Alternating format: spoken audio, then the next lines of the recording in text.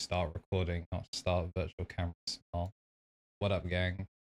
It's us. Hello, hello. Yeah, this is bonus content. I know it's really weird that you're seeing this like not in a month's time, but we figured we would do something special for y'all. Set review Yeah. BT17. I'm moving, so we got to film a bunch of stuff in batches, and it's kind of a bummer. So we're just trying to get it all organized. Also, speaking of bummers, 17 is delayed here in the UK. If you've missed like the 9,000 angry tweets about it, so we're not going to be out in time for pre-release for all of y'all, but for UK folks, this might help you out. So Yeah, pretty cool. like also LATAM, you guys are late all the time as well. Yeah, we'll be doing the podcast like normal time. Like possible this has come out after the podcast has already come out, but yeah, if not, it comes out the same day. We're still doing the podcast. There'll still be the three of us. We'll just do what we can whilst Tom is moving. We'll figure out stuff. You guys can switch me and Ginger James, see if anybody notices. But yeah, if you like seeing bonus content, not a month delayed, become a member of the champion tier. That's right. We're plugging in the bonus content because we don't do it enough. Shout out to all the members. We're up to like 20, nearly 25 of y'all now. It's crazy, bro. I like the KnTElixar summer, dude. What a vision. Yeah, and now I'm in the gulag as we work on the new project. I did not switch keyboards to the production keyboard, so yeah, here we are. We're gonna start with update packs. Yeah, so for those of you who don't keep up with like the press release information about like sets, firstly, I envy you. You have a normal life, and second, these are like I think this is the third time they've done these now. I think it's fun that they call them by year, so they don't have to like highlight how few decks get out of set release support. But essentially, when you open a box of BT17, you get an update pack, and you get a box topper pack here in the West. The box topper packs contain they're like reprints of things like Genai and Double Typhoon are like the only existing cards that are getting new artwork. They look great. It's they're all references from the movies and stuff, so like everything is kind of thematic to that. And then the rest are cards from BT17 themselves. Because if you didn't know, was it not on card app? Yeah, that's a bummer. I mean, it'll be in the box topper tab. You have to turn that on. Lower right. Although it apparently also just isn't on here yet, so that's a bummer. It's like a pencil sketch drawing of Willis, Terriermon, and Labramon from like the flashback that they have. So yeah, very funny. So yeah, along with those box toppers, we also have the update pack. Update packs like so sad, bro. Yeah, it's rough. Bro, have you seen the Genai though? The Genai's flames. I need it for Davis, like bad. Okay, yeah. It's hard, right? I messed with that heavy. Yeah, I need these. Which means, of course, I will open none of them in my case. But that's how it is. But yeah, so along with these, and they look great, there's like, a bunch of good stuff. The like broken ancient Garurumon options got one. There's Rika BT17's got one from when like Parasaimon fights her. There's just like a bunch of stuff. There are also 6 new cards, just like the last time, to support like existing archetypes. So we can start the bandit with we read the bandit off with the big bad himself, Andrew's fave. Promo 137 FlameDramon. This card's crazy. It feels like a toolbox card that gets to have its cake and eat it too, where like it's not necessarily a downgrade. If you're not familiar, or if you listen to this as audio, something we forget sometimes. It's a 5 play cost, 5,000 DP, blue-red level 4 Digimon. It's an armor form free type. The whole shtick here is that it evolves for 2 over Veemon, like all the other armors you would expect it to. Except this is the first Veemon armor with raid. So this card, where like a lot of the other raid stuff that we've seen, like the Lynxmon for Gatomon, like basically just swings itself into 5s to trade with them. That's like really crazy. FlameDramon's gimmick is probably best served at the moment as like a piece of a Magnamon X deck. A lot of people are aware of like, you lift a security to retrigger Magnamon X's when digivolving and make him immune again. So this card is when an attack target is switched, your opponent picks up the top card of their security stack and adds it to hand. So it's really good. It's essentially, in a lot of ways, like it's not free like Binding Ray is, but it's searchable, unlike Binding Ray. So this card sees value like that. Yeah. Maybe we'll get like an actual like Davis's other armors deck one day. That would be kind of cool. Yeah. And this card is a great power floor for that. I mean, yeah, it definitely brings you back into the realm of like, man, I want to play Armor Rush because like Leomon is carried by being part green, so it was double hit off of Davis and like, you know, enables your Mega stuff like that. But FlameDramon was always like it was doing what Lynxmon could do, providing their 5 was sideways, but like Lynxmon obviously just giving you effectively the same thing with Raid.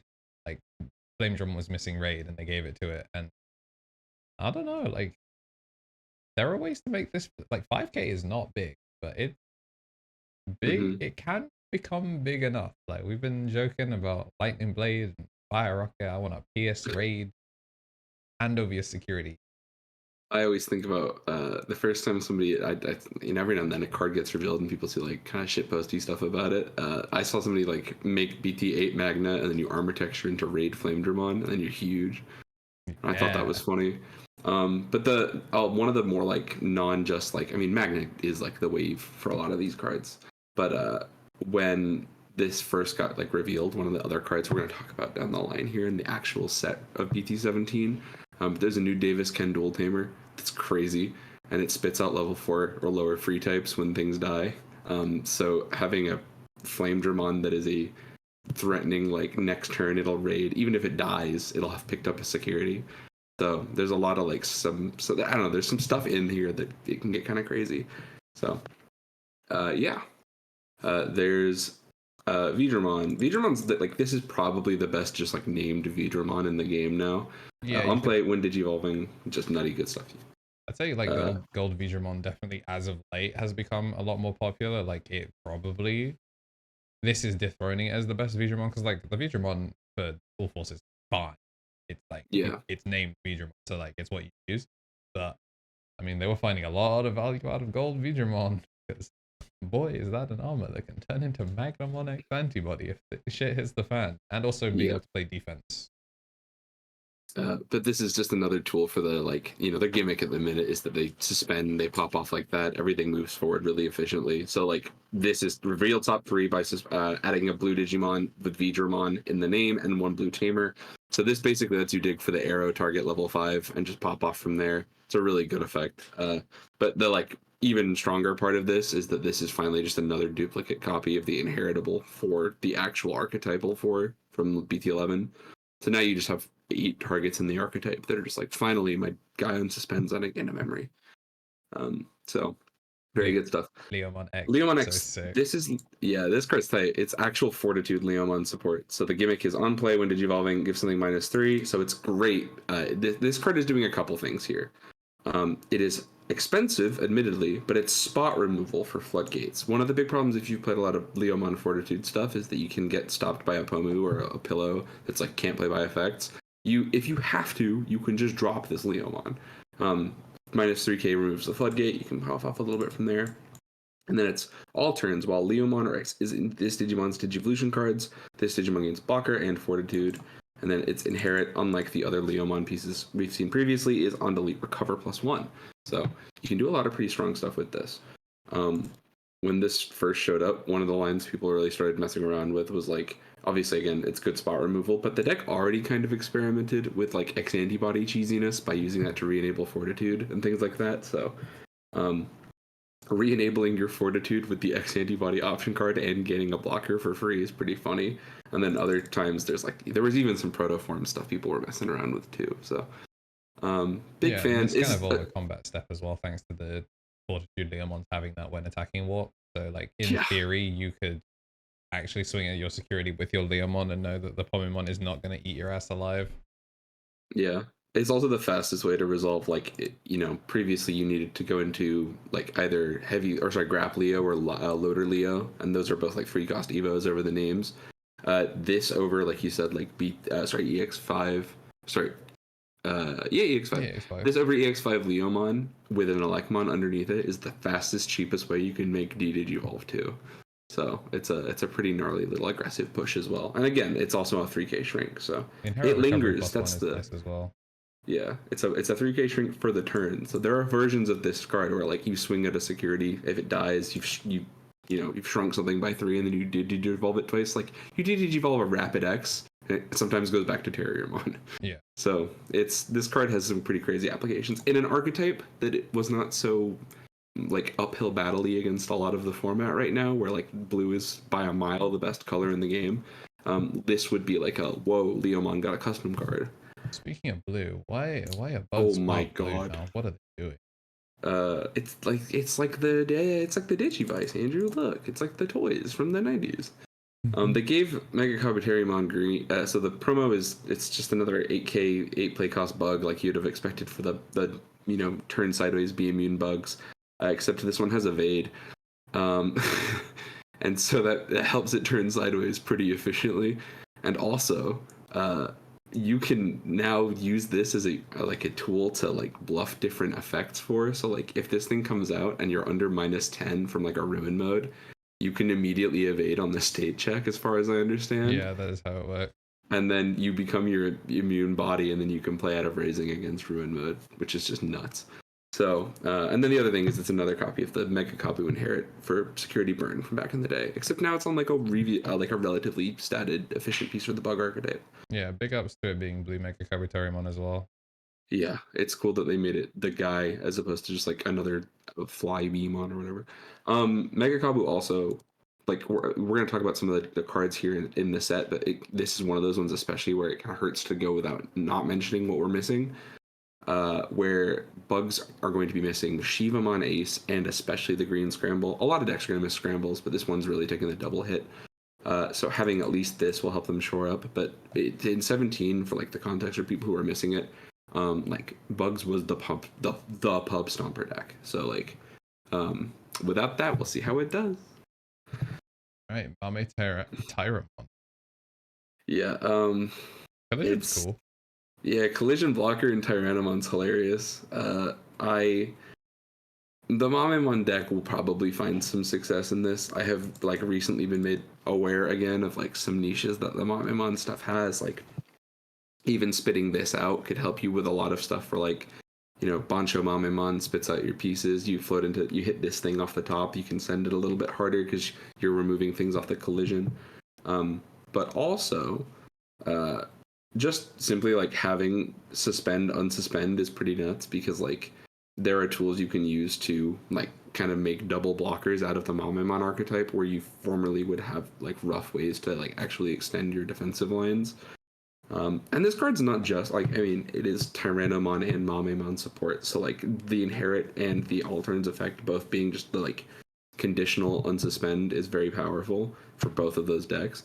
It's also just like a very good generic black staple. Like I would expect a lot of people to see this card see some play, because it's like, if you have somebody that's like, I love Gladimon into BT13 Craniumon, like this is that kind of card where it's like if you want a strong defensive core, this is very powerful. And you'd be surprised like what cards you shouldn't be able to give a random unsuspend to. And then Falcomon's the last one. If you're Ravemon and he's like me, you know what's up. He's 3 play cost, 2k DP, 1 over purple or green level 2s, but he evolves over Pinamon for 0 to keep him kind of where he should be. And it's on play, suspend a level 6 or lower Digimon. Then, by placing it as the bottom Digivolution card of a Ravemon in its name, it then gets to attack an opponent's Digimon. So this card is nuts. It's like, these are custom cards for new archetype, or for archetypes that are missing support. Oh, and then additionally, it has the 3rd copy of the Falcomon Inherit that you want, which is that you trigger the pitch from hand. If you've ever played Ravemon, the problem is that the first time he comes back, he has no more birds. So now you can reload the bird underneath Ravemon, and then you full send your combo again. So it means you're less dependent on like over and over and over again making a burst mode, or like over and over and over again finding different pieces to like cheese your opponent out with. And this Falcomon's amazing. And then again, it's just like it's the inherit you need. I like individually think it might be like relative to its deck the strongest of these 6 cards, but like the card that will be like, people are calling the FlameDramon the Raremon of the set, so take that with a pinch of salt. So yeah, good luck trading for those if you need them. I don't think these would be allowed at pre-release either. What, the box toppers? Yeah, I'm pretty sure you don't get a box topper pack at pre-release. Unless your headshot's like really like you specifically. Yeah. But no, I look forward to those mysteriously disappearing. Yep. Watching Uh, you, Terry. right. We're gonna turn the pre-release timers off. But yeah, I guess Digimon starts at the eggs. Gigimon. Is it Uh, mead? this card's nuts. Yeah, it's crazy. Yeah, it's crazy. So red level 2, the deal. It's named Gigimon. So red is just the archetype color a lot of the time. So like, if you like your main character guide, this is the place you do it. It's inherited when attacking by paying 1, pop a 3K or less. This is crazy. This is pre-release all-star potential on a Digi-Egg.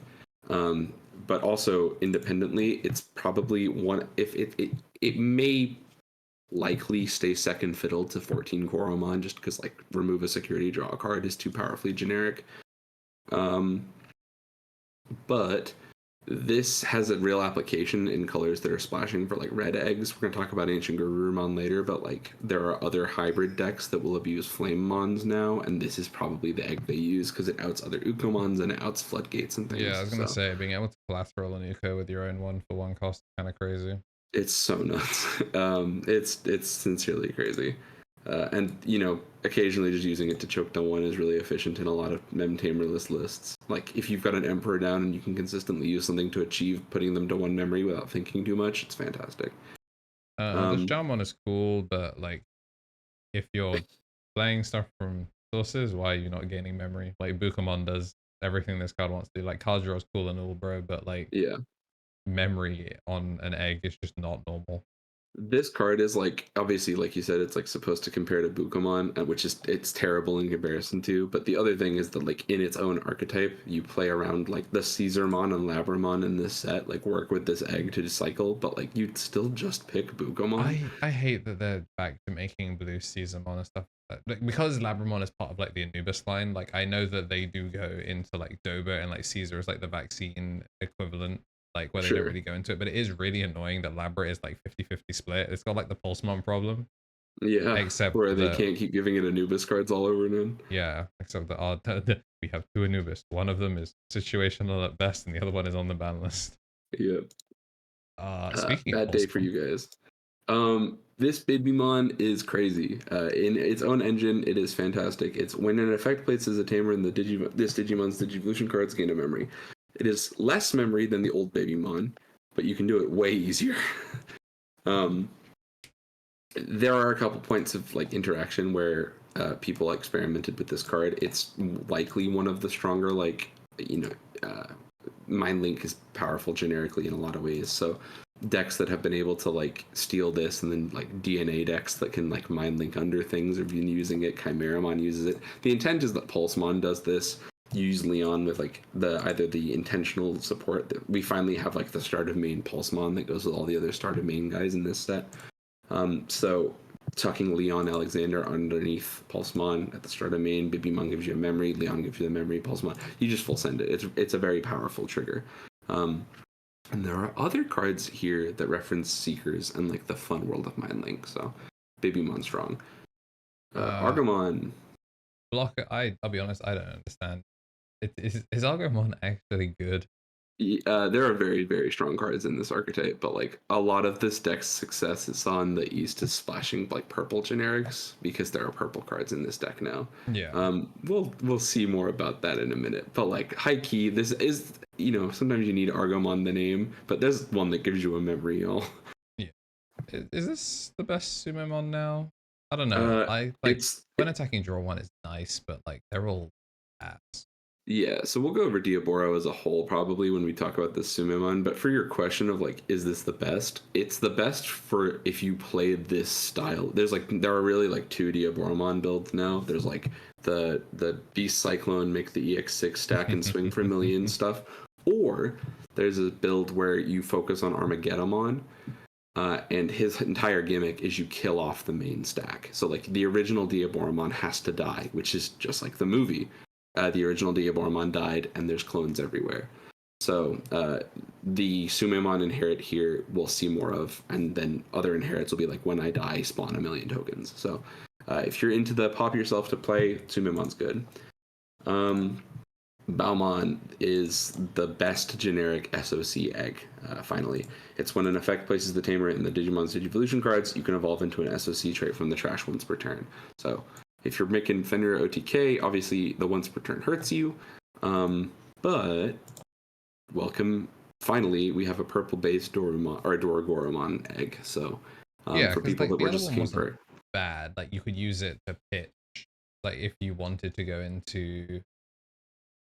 You could, in theory, use it to go straight into Dory Gray. Mm-hmm. Like, if you were on it, but, like, it was clunky. Yeah. And you were going to pass 10 with that Evo anyway. So, like, it would only really be in a situation where you were exactly evolving on one memory, passing 10 over to one, and going, oh, sod it. Let me full send up to Dory Gray. But, like, why are you doing that? There are other ways you can like interact with the original, like the Balmon effect that we all associate to Balmon was actually printed on like a BT10 Skull Belushi back in the day. We've talked about this in the pod. So like there are people have started implementing cards like that to still keep that old effect and play this egg where applicable. But like, you know, this again, like when you're looking for just like this is the card that ties SOC piles together, they finally printed it. So that's where Balmon is at, I would say. It's not a bad card in any way, and it will likely see some serious use. Yeah. All right, we are on to Digimon. All the rookies are fantastic. Yeah, Agumon is so. We got a couple of things. When we talk about this whole pile of cards, it might be easier to talk about them with the understanding that largely they are Omnimon support, but like they will still see some stuff in other things too. So Agumon is 3 play cost, 1 KDP, evolves for 0 over level 2 blue and red, and he evolves specifically over Koromons for nada. And that's start a main. If you have a tamer with tie in his name, return 1 card with Garurumon, Greymon, or Omnimon from trash to hand. And then the inherit is an end of turn Jogress, which you should feel menaced by. Yeah. It's a good thing it's ties Agumon, otherwise they would have accidentally given Dorbic an end of turn DNA. Or at least a red one that was easier to search. Yeah. So strong card, it helps you recur the pieces in the Omni DNA pile, which is relevant.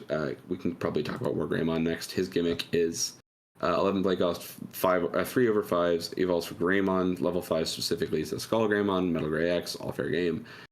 And it's when he would be played, weird, if you have a tamer with tie in the name, reduce play cost by 3. And on play when Digivolving, delete something with 8k or less, or evolve a Gabumon into Metal Garurumon, ignoring the conditions without paying the cost. So, and then in his inherit is if you're Omnimon, you get a burn. So it is very funny that like Alter S had like this whole like do the full ping pong. They're like that's too many areas of failure. Just slam the dickhead for 11, well for 8. Yeah. Well, you know, like Matt shows up late to the fight, so like where Metal Garurumon comes in and Agumon goes straight to Wargreymon, like the movie. It's cool. The spoiler is that the other two do that on the inverse. So like Gabumon he is start of main. He's all the same things except you swap Sunimon. And it's start of main. If you've got Matt, you draw a card. Does the Gabumon not search Omni, or is that just? He doesn't search anything. Oh, yeah. He is straight up just raw draw. And then he has another end of turn Jogress, and like again very good. And then the Melga is the same, except Digimon or Tamers can't suspend until the end of the turn, and you evolve Agumon into Wargreymon. And his inherit is unspend. So if you're familiar with EX4 Ping Pong Omni, or like even back in the day like Battle of Omni BT5, like rare support for Omnimon stuff, these are all very powerful effects that you've probably seen more of. And then we can jump right at Omnimon, I think, to be honest, because it would probably make the most sense. He's the newest. It's insane. Yeah, if you pull this SP, congratulations. He DNA's for 6 with Greymon in name and 6 with Garurumon's in name, so it's like another named target instead of like just generic. That's an ace, so overflow 5. The effect hand counterblast DNA with Wargreymon specifically and Metal Garurumon specifically, so it's still usable in the like ping pong builds with like Blitz and Cress, but like you really only get the counter timing value out of this piece, which is the point. They were supposed to support all of the DNA Omnimon pieces. It's got Raid, it's got Blocker, and then on play when Digivolving, if you DNA, you choose one Digimon and return all Digimon of your opponents to the same level, to the bottom of the deck. Then you delete something. So, great against Diaboromon, as you'd expect. But like this is also a very relevant thing for swarm matchups. Like if you're sick of losing to Numemon and you go, okay, they've made me trigger blast DNA by either this or another effect we'll talk about later. You say all their level 3s go away or all their level 4s go away, and you get a ton of value out of that. So card's cool. I'm a big hoper on this deck. I don't necessarily think it's probably the best deck in the format, but it's tight, and people have been waiting for this for a long time. Yeah, I think this deck is sick. You want to talk about Matt and Ty as well? Just finish the whole little archetype out. Yeah, them and the option card. Might as well. Sweet. So Matt and Ty is when one of your Digimon is played or Digivolves, by suspending the Tamer, if you've got a Greymon, you gain 1. If you've got Garurumon, you gain 1. So the idea is you basically have these out, and then when you make the Agumon, you promote on Agumon or another secret rare who's in this deck that we'll talk about potentially later on. You slam the second level 6, or sorry, the first of the 2 level 6s, evolve the existing level 3, and then when that level 3 has evolved into a 6 and would be passing turn, you then use Matt and Ty, and for every interval of Matt and Ty that you've got, you basically refund 2. So this card is insane in duplicates. It's very powerful. And the idea is end of turn, once per turn, one of your Omnimons gets to attack a player. So then you can trigger raid, or you can use the security burn inherit, and then you've got an unsuspended from the Garurumon. So the deck basically just full sends it off a level 6 for 8 memory, and then every Matt and Ty reduces it down. So if you've got 4, the 6 costs nothing. That's the idea. It's pretty sweet. And then the last one of like crazy archetype note is Miraculous Mega Knight. One of the people like to call them trap cards. I think East did a lot to kind of popularize that. It's a 2 red and blue. You may play one Agumon and Gabumon from hand or trash without paying the cost, then place it in delay. Then when a level 6 Greymon or Garurumon in the name would leave the battle area outside of battle, delay, and then you can evolve it via DNA Digivolution into an Omnimon in the hand. So that's any named Omnimon that can DNA. And it's any Garurumon or Wargreymon. So this has seen, like, the implications of this are kind of wild. In some cases, like, this card has sort of helped bring back Melga, because Melga's already battle protected, so like its vulnerability to effect removal gets patched up by this. You can use the 8-drop Wargreymon to go into the secret Melga. Like, it's very silly. But this card in the actual archetype basically tells your opponent, hey man, I'm set up. Are you ready to fight? And if they don't have a clever way to basically generate 2 effectively strong, like for some colors, like removing a 6 into a 7 is really hard. Yeah. So Mega Knight is it's a powerhouse. If an Omnimon board with or without this card is it's Dare Knight. So kudos to Omnimon. The only other card in here is the Secret Greymon that people ever talk about, but we could talk about that later because it comes with other cards too. Right. We got Guilmon. Welcome to the best generically splashable Guilmon they've printed in a very long time. He's play cost 3, 1 KDP, 2 over generic reds, no name over Gigimon, so sorry Millith players, you can't abuse this one. When one of your Gallantmon or Tamers with Takato in the name are played, delete one of level 3 KDP Digimon or lower, and if it didn't, you gain a memory. So your Takatos get cheaper, your Gallantmons get cheaper, or you're popping the floodgate that would stop that. Very good. And then the all turns effect in the inherit is while you have 0 or less memory, add 2,000 to the DP based deletion effects of this Digimon. This is the thing we're going to see a couple of times here. This card is like a revamped attempt from the BT9 X-Antibody things where it's more powerful, it's more powerful, but the caveat is it's only to the Digimon's effect, so you can't amp up Crimson Blaze, and it only works while you're over the mem gauge. So there are a lot of limiters on Gallantmon here, for Bandai preference, I suppose. Do you want to talk Growl? Yeah, let's go to Growlmon. It's when Digivolving, he's a 5 play cost, 5,000 DP, 2 over the reds. When Digivolving, delete a 4,000 DP or lower, and if it didn't, you gain 3k. It's fine. The DP does matter. Gallantmon does struggle to get big sometimes. And then again, same copy of the Inherit. A lot of people have described this as like everybody's 4th favorite Growlmon. So it's like relevant. I actually think this card is kind of a pre-release nutcase. Like if you just don't have ways to out your opponent's like newly 8k level 5 or it popped something, like it just gets stupid. So very funny card. Wargreymon is nice. It's 7 play cost, 7,000, 3 over the 4s. When Digivolving, delete one of your opponent's guys with 6k or less, and if it didn't, you gain security attack +1 for the turn. And then the inherit is all turns once per turn. If an effect deletes an opponent's Digimon, unsuspend a Digimon with Gallantmon in the name. So there are hypothetical OTK lines where it's like you fail to pop something with this, then you go into a Gallantmon, and then you like swing, pop something, unsuspend, swing again, and it's like 4 checks. But people are very fixated on like the idea that this is like a more proactive version of that. Like the if no thing on Gallantmon is like a big deal. It's like your opponent either has to give you something to pop, or they have to make the if it didn't pop effect crazy powerful. So yeah, because before that it was just mill. Yeah, it was mill or unsuspend, and like now we have security attack and unsuspend. So power creep is good for the game. There's the level 6 Gallantmon. He's very funny. He is the second Gallantmon with a 3 to Evo, so this is a very big deal. It's play cost 11 KDP, so he's a tiny little guy, but it's when Digivolving, when attacking, not once per turn. Delete one of your opponent's Digimon with 8k or less. If this effect didn't delete, you gain 3k and blocker until the end of your opponent's turn. And on your turn, while you have 0 or less memory, this Digimon isn't affected by opponent's effects.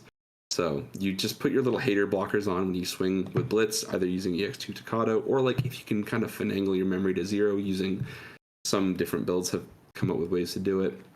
The Gigimon can get you to 0 sometimes. You can kind of just put your little hater blockers on. The notable thing is like the pop gets crazy. 8k is a nutty number to start with. Compared like the last time we had a 3 to Evo 11,000 DP Gallantmon, it was the starter deck one, and he popped 4,000s and gained 3k DP. So this card is just like, it's nuts. With the Guilmon and Growlmon underneath, like via the effect of warping or biomerge, you can get like, I mean, it's a 12k pop just without very much work. It's really strong. And then blocker finally. He uses the shield, guys. Haha. And then there's Crimson Mode. This is the first red level 7 ace. On play when Digivolving, it's counter timing. It's not DNA. It's choose any number of your opponent's Digimon whose total adds up to 15k. There's a big asterisk there because you've seen how many increased effect pops there are. And delete them. And then the attacking is when attacking once per turn, for every 10 cards in both players' trash the top card of your opponent's security. So some people, I think the general consensus is broadly this is just a direct upgrade over the original Crimson Mode. Overflow is a Ponzi scheme, especially so if you're on a card like this that is almost always ending your opponent's game. So you're pretty much never going to face the consequence of Overflow. But additional to Gallantmon, it is also cheaper to go into than the original Crimson Mode.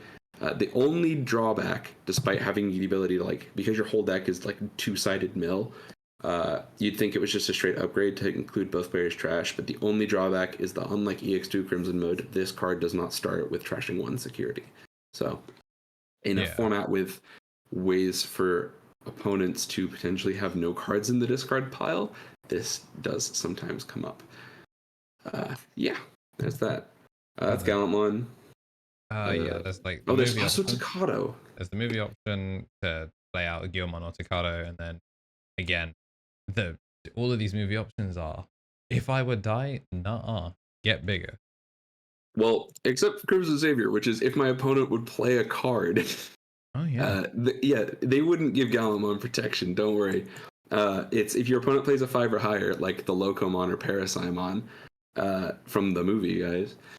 You get to evolve into Gallantmon in names. You can hypothetically make the old Crimson Mode on your opponent's turn, which is like a nutty payoff if you're playing against Megazoo. But this card, we're gonna compare. We've already seen Miraculous Mega Knight. This card and that card are from different species, bro. Like the amount of a fall off this is. But it is cool to. Yeah, it's so bad. The card has niches, but this is a cool card for a format we're not in. And then there's Takato. Finally, the new second best Takato.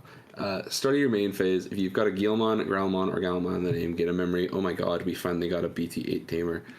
And then end of your turn by placing the Growlmon and War Growlmon under a Guilmon, and then this Tamer under Guilmon, you can go into Gallantmon. The condition here, much like Henry giving something Rush, is that Takato does that for 0 memory. So you can basically use that at end of turn from a Guilmon. Like if you slam Rush Guilmon, you can just drop this thing and biomerge into any Gallantmon at end of turn blitz speed. So very messed up. Powerful card, like a deck defining pickup. Big fan. I wish it was start of turn if your opponent had a memory or something as well. I wouldn't have minded one of those.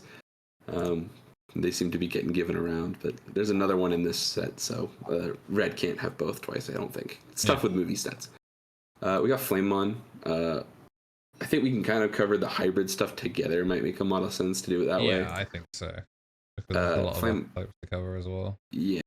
FlameMon is like a... FlameMon and Strawbymon are both here. They both are kind of two halves of the same coin. FlameMon is 3k to 3,000... 3 play cost, 1,000 DP. On play, reveal the top 3 of your deck, add a hybrid or 10 warrior trait and tamer card with inherited effects among them to the bottom of to your hand, deck bottom the rest. Strawbymon is top 3 for hybrid 10 warrior, same effect, really good.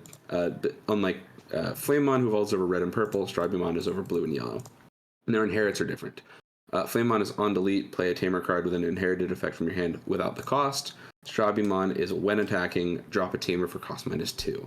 You get a full discount from FlameMon, but you have to die. Strawbymon is you get half discount essentially, or more than half on the 3 cost ones. But you only get one chance, and if it survives, it gets better. So I guess, but in realistically, full combo is gonna you're always going to die when you're doing full combo. Yeah, if you're gonna set up with the Emperor, yeah. Which is a big part of why both of these decks play the red base. So, I mean, other things influence that decision too. So Argomon and Labramon are 2 halves of the same coin, just like the level 3s are. They evolve over their tamer or the beast spirit. So it's over Takuya or Koji for 2, and Burning Gray and Garurumon for 1. And then generically over any tamer for 3, which I think is a very interesting decision to make sure that these hybrids can still be generic hybrids per game, but kind of you have to pay slightly more, which I think is valid.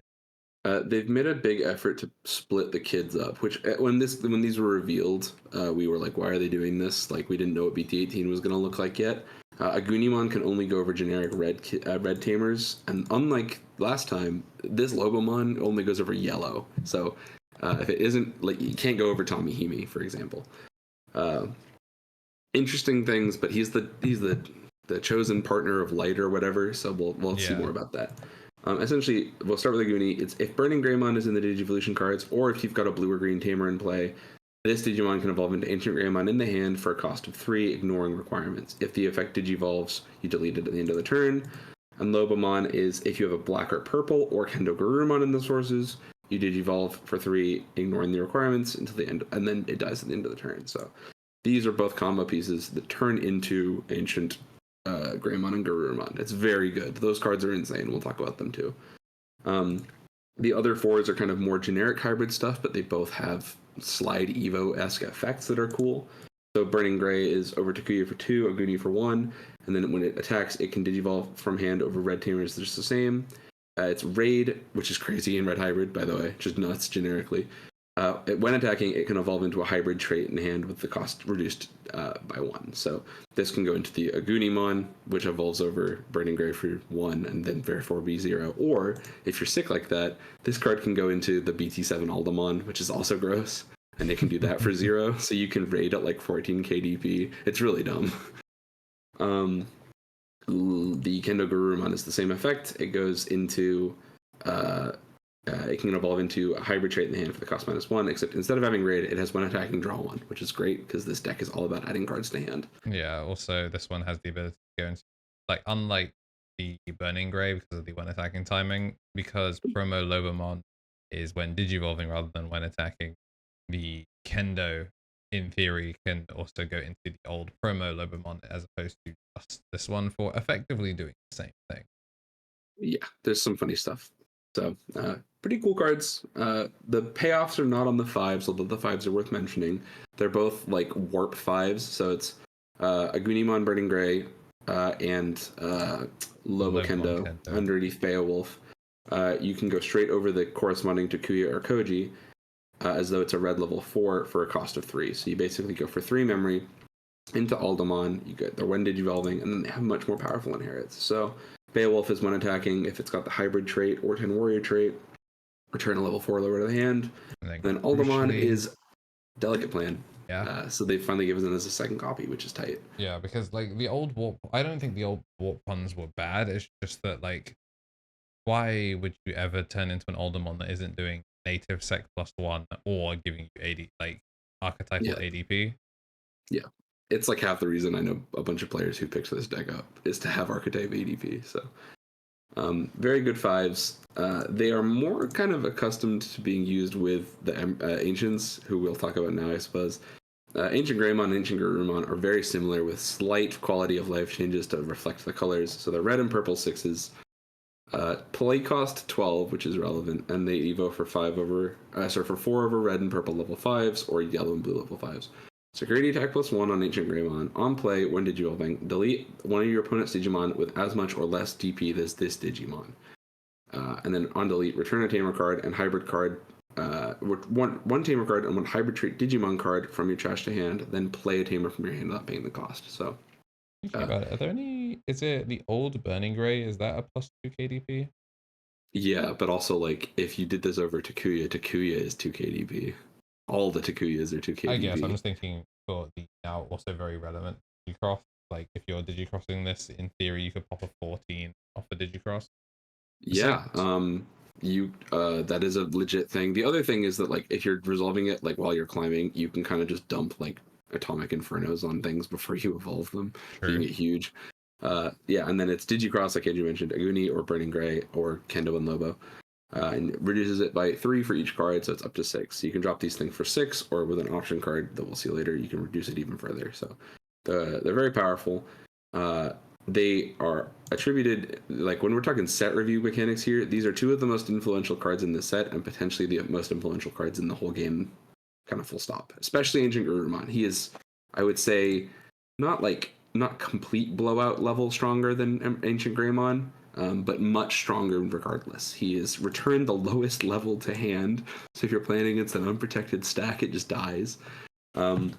And it's your turn. When an effect add cards to your or your opponent's hand, your opponent adds the top card of their security stack to the hand. And then you may return a Tamer and hybrid trait Digimon from the trash to the hand, then play one out. So these cards see play in Gabu and Agumon. They see play in people call them like the math loop. So it's like Gabumon loop and Agumon loop, and the idea is you like use Louis and Bond Tamers to refresh memory forever. They're super crazy technical decks, but also ancient good stuff. You can kind of just beat the snot out of people with this. This is like the boss monster for a Koji pile that people have been waiting for if you're a Frontiers guy. So card's nuts. Like you are going to see this card. Bandai consider it one of the strongest decks in the game at the minute, and it's crazy powerful. Speaking of crazy powerful, this is like a custom card amongst custom cards. Security effect play out a Tamer, but also main you get to return 1 Digimon card with hybrid or 10 warriors straight from your trash to your hand.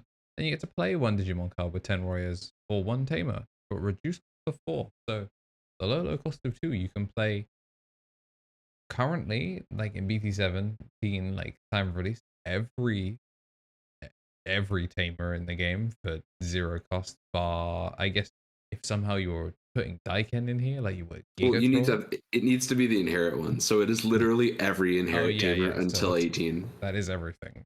So yeah, until 18 comes out, it's every Tamer. This card's nuts. Obviously, recurring Digicross is a crazy thing that like actual Digicross decks intend to use.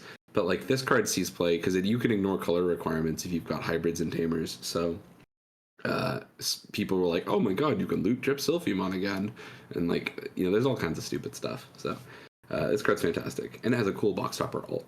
That it does. Labra's cool.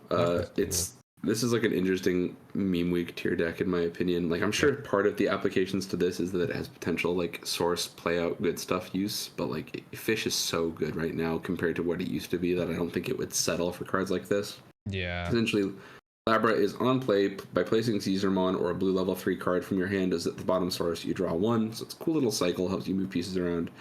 Then the inherit is when attacking, if it's got jamming, gain 1. Same with the old blue Labra as well. And then Yep. Seadramon is jamming, unlike this. Jamming if you place a level 3. I don't really know why it's on play unless the engine has a way to give it rush.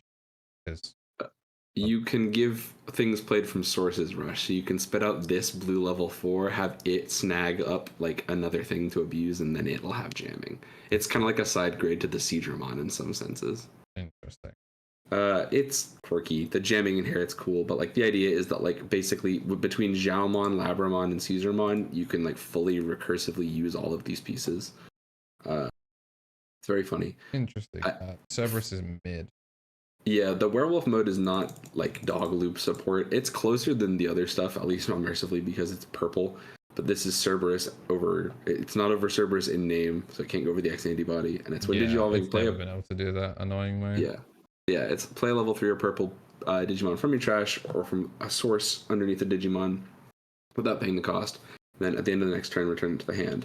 So you can do some silly stuff. Excuse me, you can do some silly stuff where you can kind of like make essentially like one turn floodgates, like, you know, both players can't play by effects, and then at the end of the turn it'll return to your hand or whatever. And then you can also use the inherit to redeal floods. Yeah, I mean, part of me is like, why make it as werewolf mode if it didn't have an on play? Like, there's kind of some like love to that originally that I would have liked to see them do. But if it was like a weird like Digivolution thing, I just wish it did something like. We all know that blue Cerberusmon has not seen the light of day in 200 years. Like, yeah, all the Cerberuses are perfect. Twice per turn. Yeah, like why is this like antithetical to the last Cerberus cards that were released? Yeah, it's very funny. Yeah. God knows why. We got Argomon now from Marcus's side. It's a mono yellow one, so we're kind of going back towards like a real dedicated yellow base. So a lot of the red stuff we're going to see here, or these cards might not line up with like red shine that we've been seeing for a while, which is potentially important because they do very different things with these new cards. Play cost 3, 1 KDP, the usual blah blah blah. When attacking, by suspending a yellow tamer, draw 1. So you have ways to basically turn those Marcuses sideways without needing them to attack, which is powerful in some senses, and situationally less powerful other places, but we can come back to that here. And then now this is the second Agumon that is mono yellow to get the your opponent's security Digimon get -3. So yeah, pretty cool that the Dawn Dust one now has like it's clear that they want you to be able to chip more efficiently. Like obviously if the Marcus dies when you're at rise, it's whatever because you're just gonna heal it. But pretty cool that like in theory this Agumon pushes out and then him and Marcus go to town, you turn into the Geogray and you probably live in security. Yeah, it's pretty nuts. The Geogray might be a thing to talk about next, actually, because the line itself is kind of compelling. Yeah. So the Geogray is, again, kind of generic, goes over yellow instead of the names. But it's when attacking, suspending a yellow tamer gives this Digimon 3k for the turn. So, and then again, same copy of the security shrink inherit. So more synergy with the Marcuses that are already in play. It's not strictly Marcus, because this is movie support, so Rhythm from the movie is here too. But you know, you can kind of substitute that with like if you're playing a Shine pile. This is often where you use Marcus when you're playing a Shine pile. Yeah. Then there's RiseGreymon. This card's very good. Again, generic stuff over yellow, no names. It's while you have a suspended tamer, this Digimon gains +3k and piercing. So this deck now has piercing. And it's when digivolving and when attacking, not once per turn. By suspending a yellow tamer, one of your opponent's Digimon gets -3 for the turn. So this is crazy good. This is such an aggressive tool to take the board back and Shine. Lingering for the turn is semi-relevant when you've got other things that will start giving you more shrink effects. The Mem Setter is another way to shrink. If you've got other inherits, like you can shrink things down twice. You can target the same thing multiple times. You can go when digivolving and when attacking, give something -6, and then like 13 Hagu can pop stuff. So a lot of good stuff. And then this is the third instance of the Marcus goes to security when he dies inherit. So yeah, interestingly only as an inherit rather than on the body itself. So you do actually have to sequence things correctly, but you'll be fine. Yeah, a lot of people will just tell you to use this thing to turn 12 Marcus sideways and it'll never go wrong. Shine is nuts. This card is crazy. It's when digivolving, spit out Marcus from your hand without paying the cost. So already off to a great start. All turns, when it would leave the battle area by an effect, return a yellow tamer to hand, prevent it from leaving. So Shine is protected now, which means if you want to hit it, you can't do it with an effect if it's got a tamer on that first turn, or on that first removal. So makes it much more liable to be an ace Digimon concern, which is why they made this one mono yellow, so it couldn't steal Crimson mode. Although mono yellow it is, we also have burst mode getting an ace. It's mono yellow. This is like an actual return. If you played in like BT3 or BT4 and you were like, oh my god, ShineGreymon, I love when all my yellow tamers turn sideways. This is that. This is that card.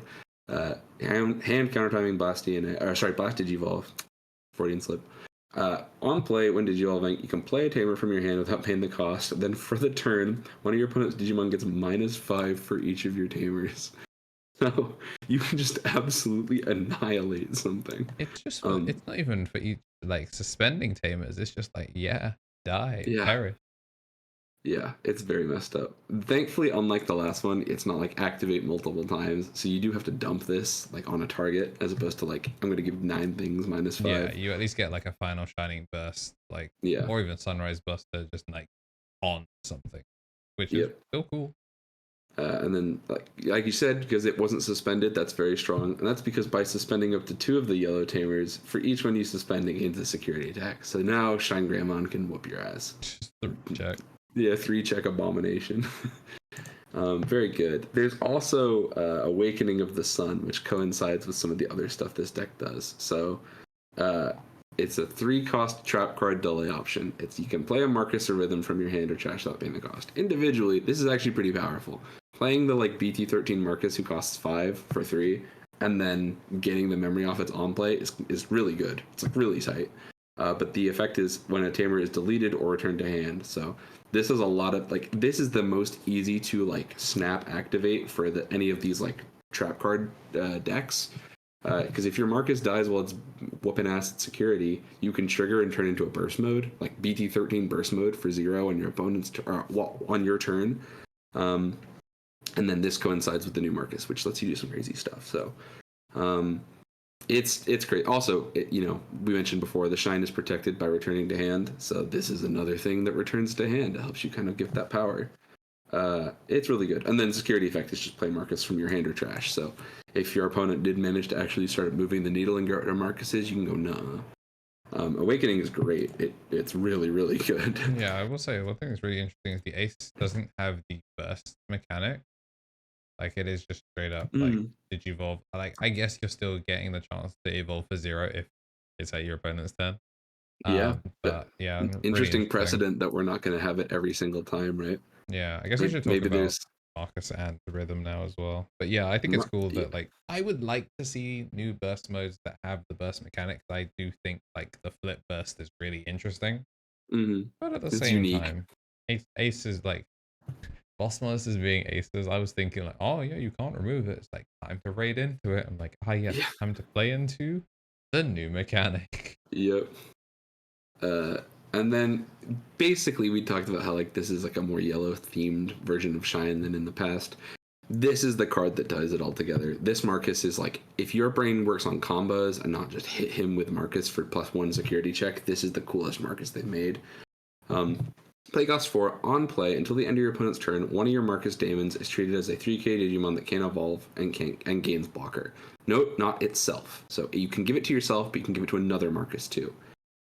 All turns, when this tamer becomes suspended, one of your Digimon gains +3 for the turn. So it doesn't have to be a Greymon. Marcus can buff himself this time. And if you have a Greymon or Argomon, gain 1.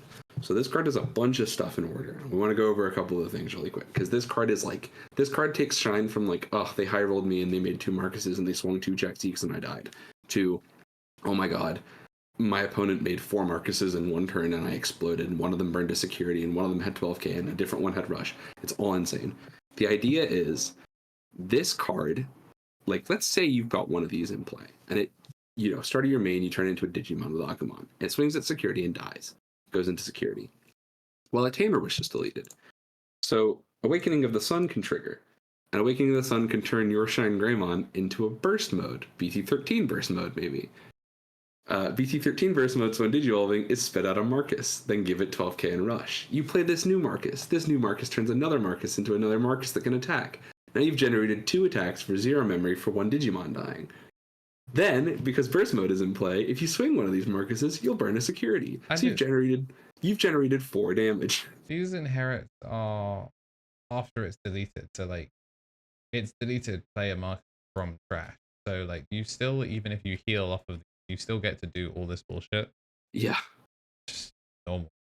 Yeah, it's crazy, dude. And then Rhythm is there. Yeah, and Rhythm is Argomon support simultaneously. So when we get to Argomon, it'll be a little bit more clear. But before play cost, your turn, when an effect suspends one of your Digimon, you can suspend the Tamer.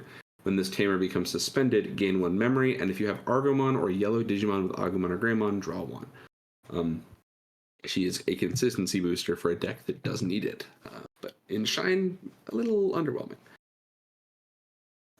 We'll come to Argomon later, though. We got Pulsemon now. Pulsemon's hype. We can go through Pulsemon a little quicker, because if you guys already know what Pulsemon's gimmick is, it's still here. You still need to be at the 3 security. But this is Pulsemon's first SR rookie to like be akin to the other Seekers guys.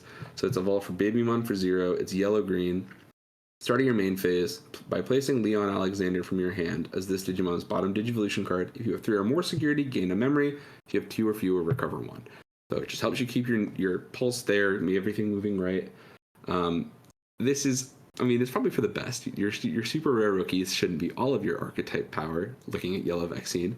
But in the cases where it does need to be strong, Pulsemon has in the past been like, if both effects have historically activated at 3, so it's kind of like they probably, because it's a recover, like you don't want to go above 3 for that when you do it, but like I could have seen it doing a little bit more. But this card's incredible. And then the inherit is, while it's Pulsemon in text, it gains 1,000. So nice and good consistency boost. It turns into Bulkmon for 2. When Digivolving, if you've got 3 or more, you can give something minus 3k. Great. If you have 3 or fewer, you suspend a Digimon. Great. This card's fantastic. It's very likely its strongest level 3 in the archetype. Runnermon gives it some competition still from BT16 because it's cheap and fast. But this card's nuts.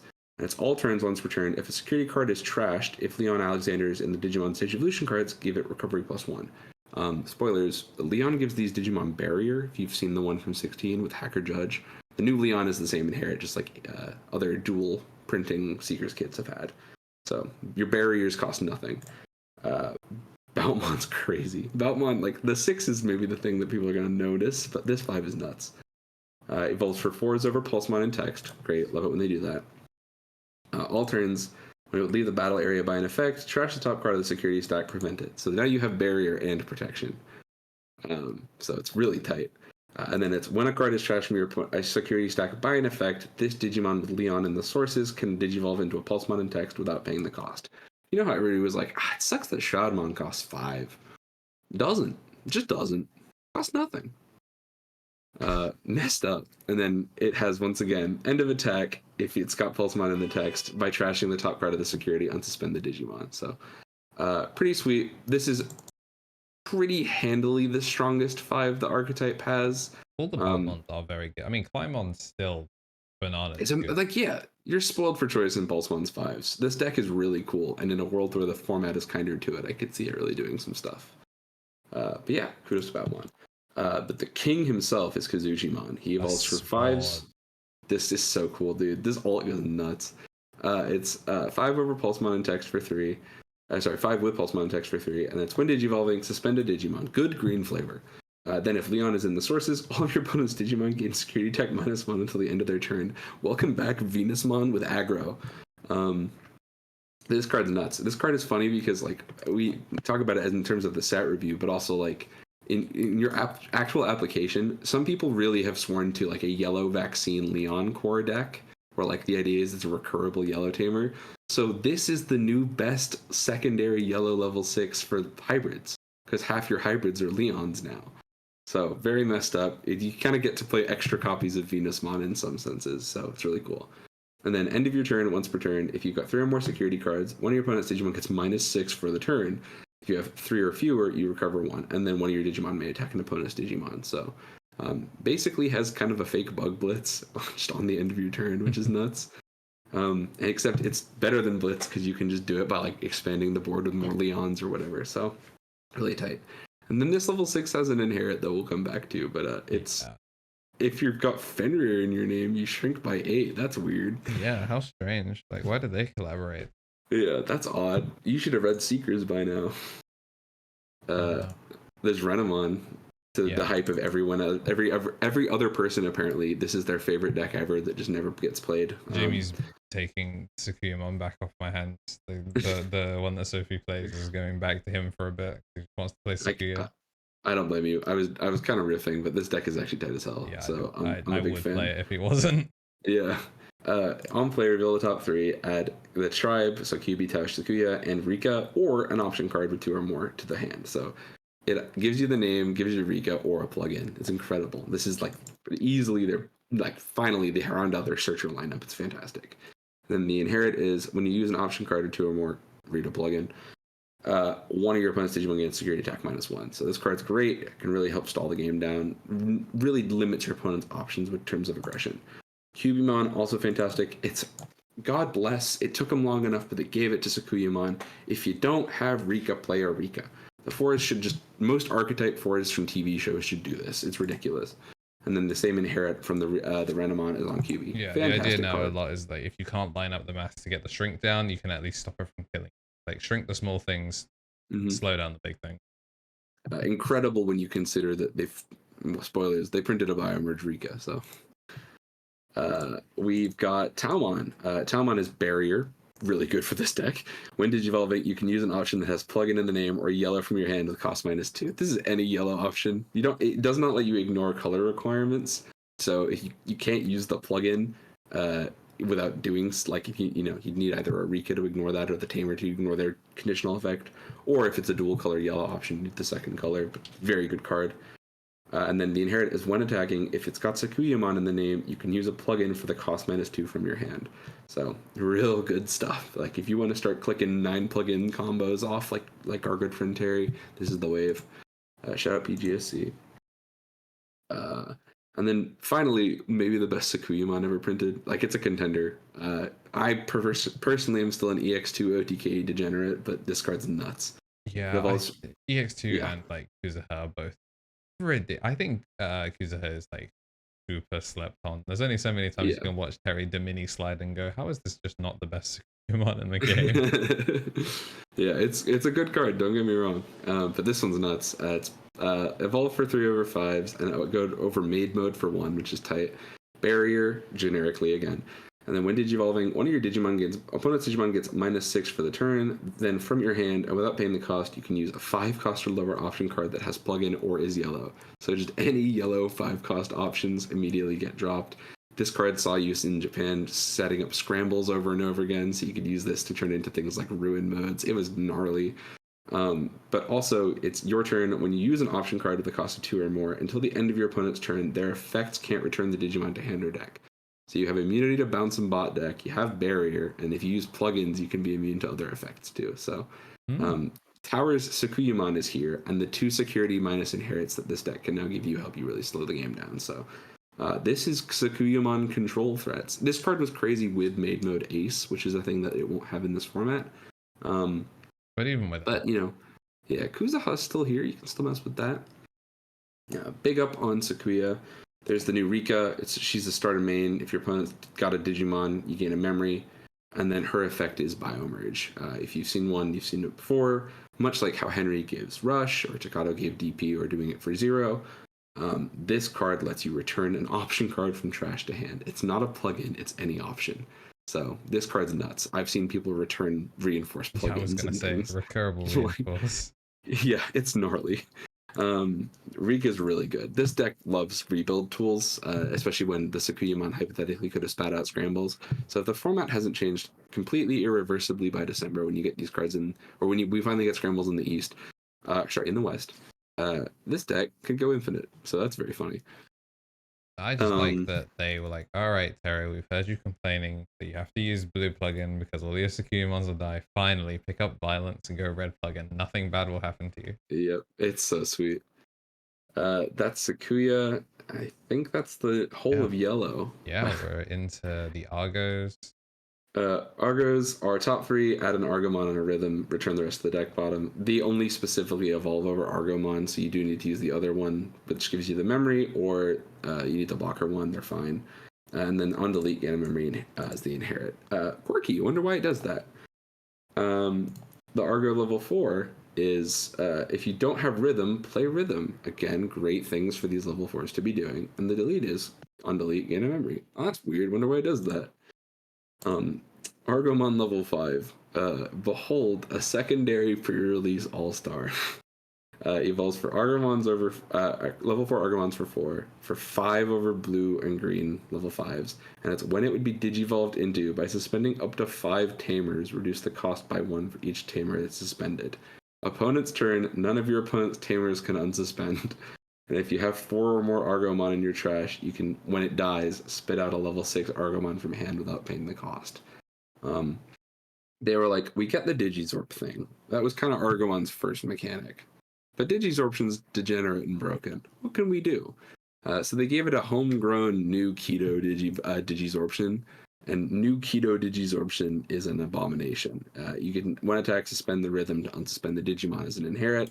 But again, this card is like, sometimes it gets, a 4 gets dropped, you turn into this thing, and it full sends a board. So very good. It can really lock your opponent down. And shout out to BB dudes. I live in infamous. Like, my brain will never get past the slam cut of an Argomon 6 turning the hybrid meta sideways. So yeah, it's pretty sick. Big fan. And then Argomon 6 is a crazy card too. It's on play when digivolving, because remember, he isn't on play from the 5.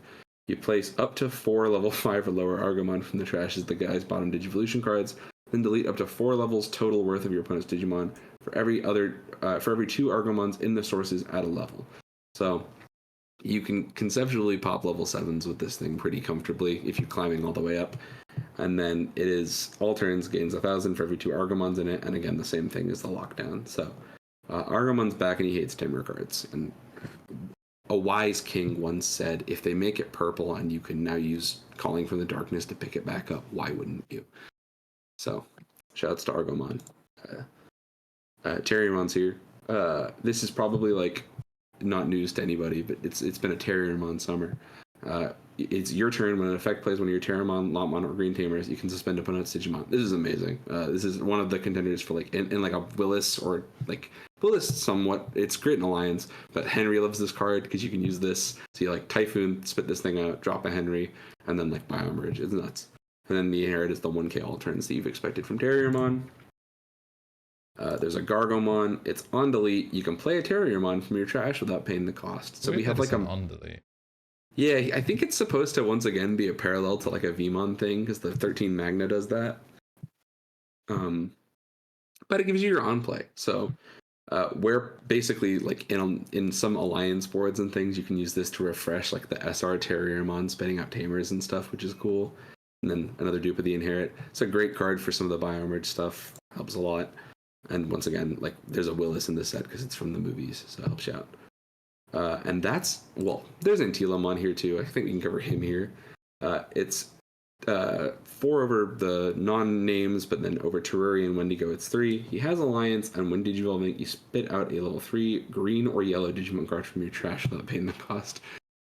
So this card, when it was released, saw success for spitting out Lucemons. But it does also have end of attack. Delete another suspended Digimon. You can play a level 3 and flicker it, so you can recycle your Lotmons and do some silly stuff. It's cool. It's a quality of life addition for an Alliance, and the Alliance heads amongst you already have told you this if you know any Alliance heads. That's that full line. We did not get a green Cherubi, I guess because of the starter deck. So take it up with Bandai. So you get Parasimon. You get Parasimon from that movie about the trains. Yeah, main by placing 4, placing this card as one of your level 5 or higher Digimon. Bottom Digivolution card, you may suspend one of your opponent's Digimon and attack an opponent with the Digimon was placed under. Has Native Alliance, if it hits the fan and you have to be swinging with your 4k boss monster. And then end of attack, you get to place it as another thing's bottom Digivolution card, which, unlike the last Parasite, which gave Spec +1, this one just gives it like weird protection. It also lets you spit out itself. So when the train dies, or when the train gets stopped, like in the movie, the parasite comes out. So if the train dies, out comes Parasimon. Then you can use his Alliance, and it's really crazy. 3k DP. It's like, this deck is cute. The train deck is a thing people have been joking about for a while. It would be cool. I would like to see it, but would be very surprised if Parasimon makes the cut. Yeah. But if you like the movie, this card's It costs 9 to hard play this abomination. It's not a winning recipe. Yeah, I'm surprised it cost 4. Like, what the Ragnar pieces is 3 to Gaia Force or board wide Digivolve, and this is a 4 to suspend an attack. Yeah, it's like a fake blitz for the trains. It's not great. But it's funny, and that's what we're here for with some of the movie cards. I think then there's Morphomon after that. Oh, we can talk about Parrotmon. Yeah, Parrotmon makes his card game debut. Yeah. And security Digimon. Very funny. They said we wouldn't get level 5 security Digimon. They were wrong. Yeah, he is conditional. I'll give it that. It's if you don't have Digimon, you play him without paying the cost. And then if you're a fan of Liberator, you should know this is another green level 5 bird. So big ups on that one, Bandai. But he, just like in the movie and also later on in the other movie where he shows up at random when there are no Digimon in town. So it's a fun little bit of flavor. He's on play when Digi-evolving suspended Digimon. So sometimes you will get sacked by Parrotmon. It happens to the best of us. Yeah, Morphomon once again taking up the green slot. It's so funny. They keep doing it to the green players. Hey, this one's a bug though, right? Yeah, true. A bug that definitely plays well in the rest of the engine. Yep. The inherit is relevant, but the effect is your turn. It reduces its cost to evolve into an Eosmon by 1. This is useful because the other Eosmons are already 2-cost Evas, so doing it for cheap is great. When the inherit is your turn, when another Eosmon is played, this Digimon can evolve into Eos in your hand with their cost reduced by 3. It's a once per turn.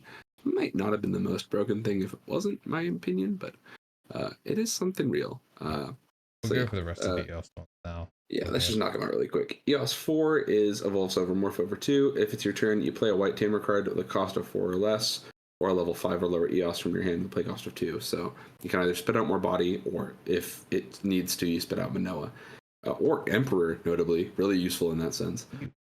Your opponent can play out a Tamer card, and if this effect played it, your opponent can play a Tamer card from their hand without paying the cost. So you can give your opponent the risky gamble. The inherit is opponent's turn. When an opponent's Digimon attacks, you can redirect to an Eos. So that's very powerful. Eos 5 is here again. Eos 5, this time not a 50 card copy like last time. It evolves for 4 over Eosmon for a cost of level 4 Eosmons for 3. It's on play when Digivolving, because you can cheat them out with on plays.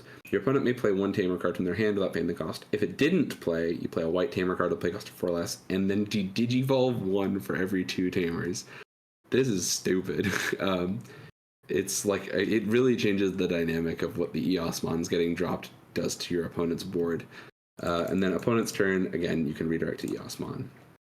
This all culminates in SR Eosmon from BT17. When Digivolving, when attacking, you spit out a 5. All turns, when one of your Eosmon is played, delete an opponent's Digimon with as less or fewer, and then for each Tamer, all Eosmon gain 1,000. Dang. So you can make some big belligerent rush idiots if you need to. Quirky.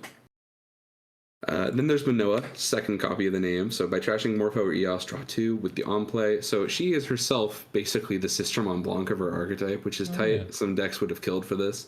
All turns, while you have an Eos, none of your opponent's Tamers on-plays activate. This is hilarious. This is one of the most, bizarrely debilitating floodgate things.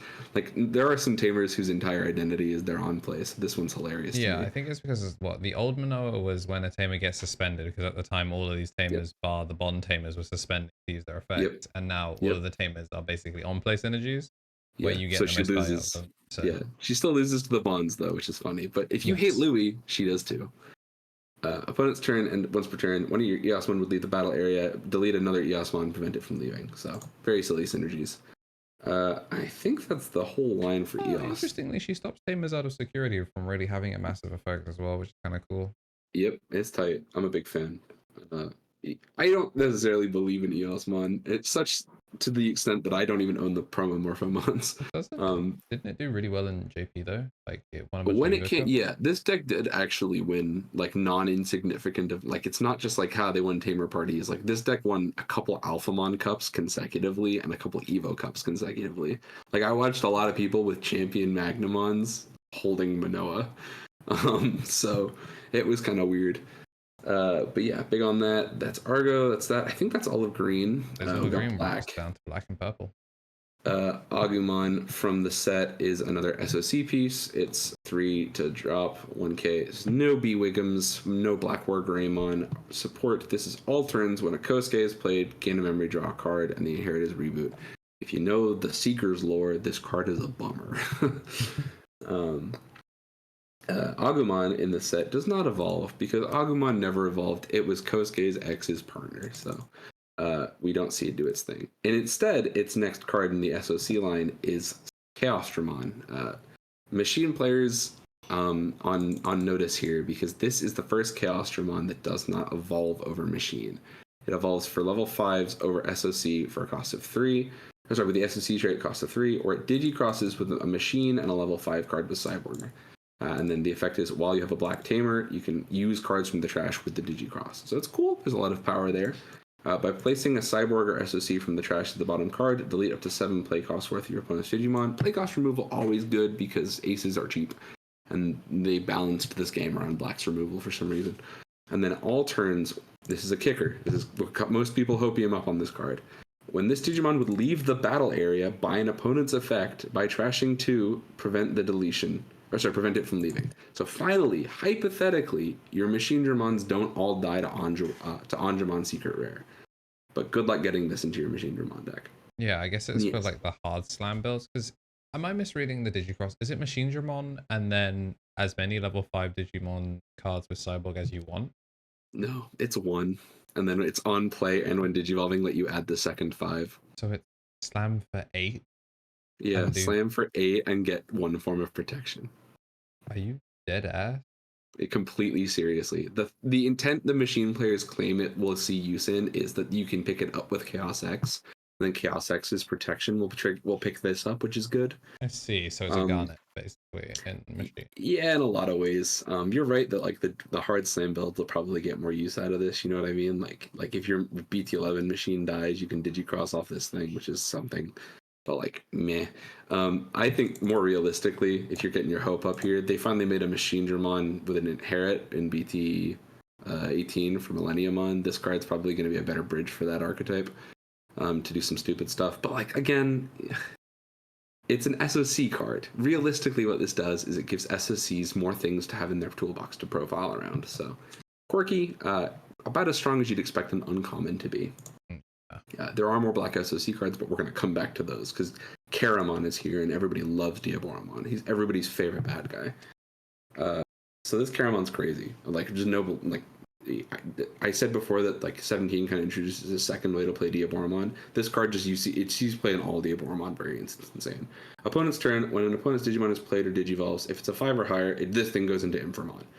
Ignoring conditions and without paying the cost. So if you drop a 5, you can make a free 5.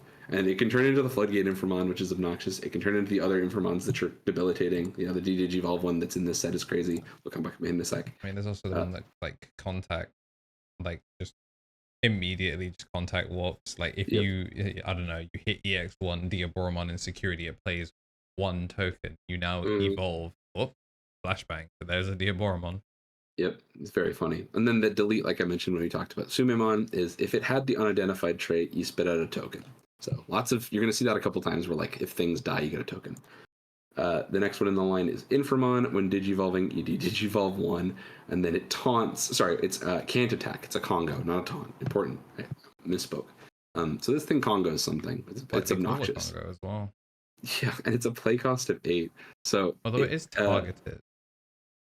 Yeah, but it I mean, things that are immune can do this, but this thing can Congo most aces. It's kind of obnoxious. Big ups. And then the Inherit is when another Diaboromon is played, you Digivolve something with an all turn. I can't second Digivolve in it's really good. It culminates with, well, I say culminates. Diaboromon's first movie arc culminates with Diaboromon. It's when Digivolving, by placing Doomsday Clock from your hand. I preferred Clock of the End, or Countdown Clock as the original translation said, but Doomsday Clock from your hand or trash is this Digimon's bottom Digivolution card. You can play 2 tokens. Oh my god, you can play 2 tokens. And then its opponent's turn. When something attacks, you can switch to a Diaboromon.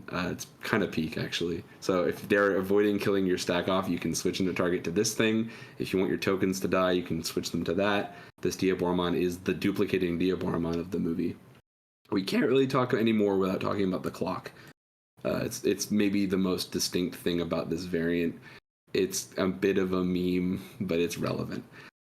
So it's a 3 use cost black option. Security, add the card to the hand. Main, play a token without paying the cost. Place this as the bottom card of a Diaboromon and name without the clock underneath it.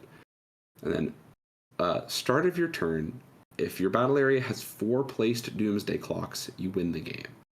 So this is the first alt win con in the Digimon TCG. Yeah, official alt win con, because obviously deck out is very in the real. rule book. But this is like I'm ending the game on my turn.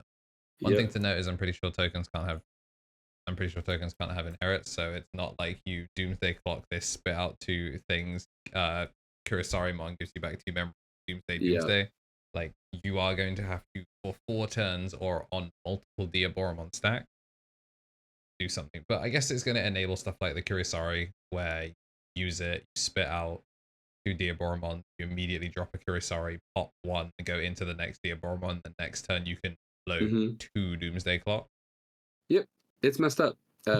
This card has an inherit too, so on the all turn effect, it is when it would leave the battle area by an effect, deleting a Diaboromon prevents this card from leaving, so great, keeps one of the things alive if you need it to, keeps the tokens a useful spotter, and then at the end of the turn, this is how you release the card from the Diaboromon. So Doomsday Clock, funny, accelerates your tokens, does a bunch of silly stuff. And like I said, that's where the movie originally ends with Diaboromon, but Armageddemon got a card in this set. He's back. He's a play cost 16, 15k DP jackass. He evolves for 7 over 6s that are black or white, which is good because the Diaboromons have had that problem.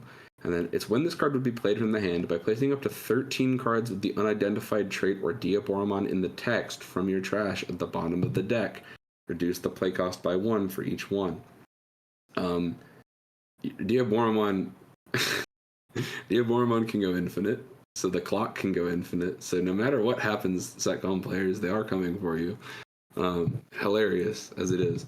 This thing is a rush blocker reboot pile. So you can do everything.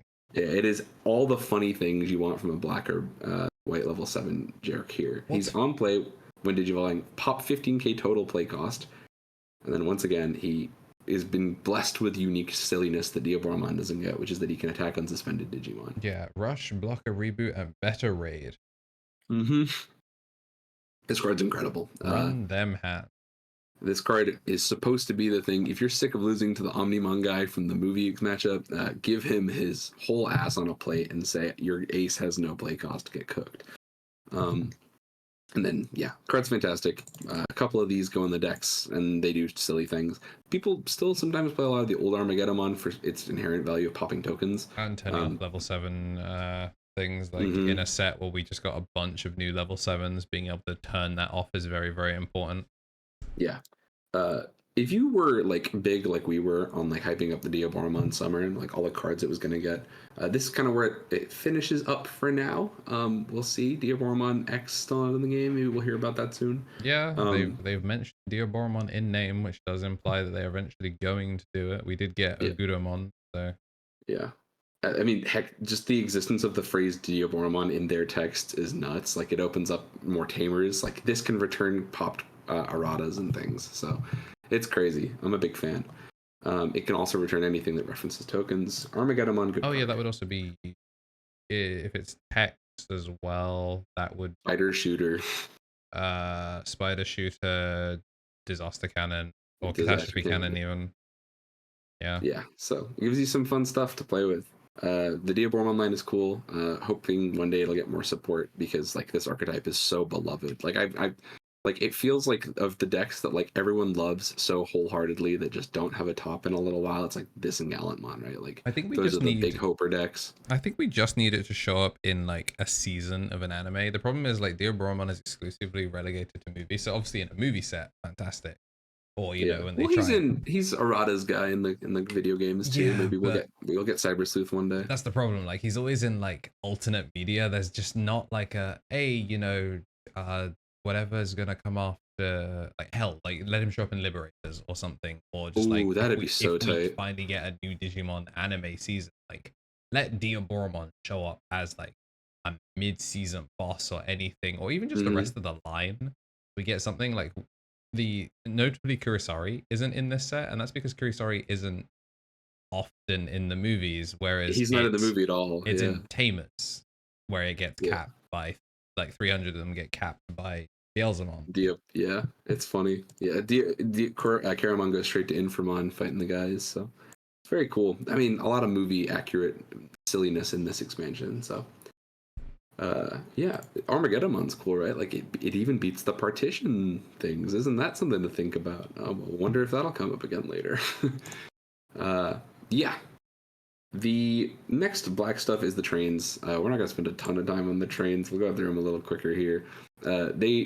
We talked a lot, you know, within the context of a set review, what do the cards do in decks versus just like as cards. It adds a black tamer, it adds a tamer card or a Digimon card with the machine trait among them to the hand, trash the rest. So passable MachineDramon support is cool. And then your turn, level 4 inherit, while this Digimon has the machine trait against collision. So, very, very possible machine support. Yeah, machine getting collision is nutty.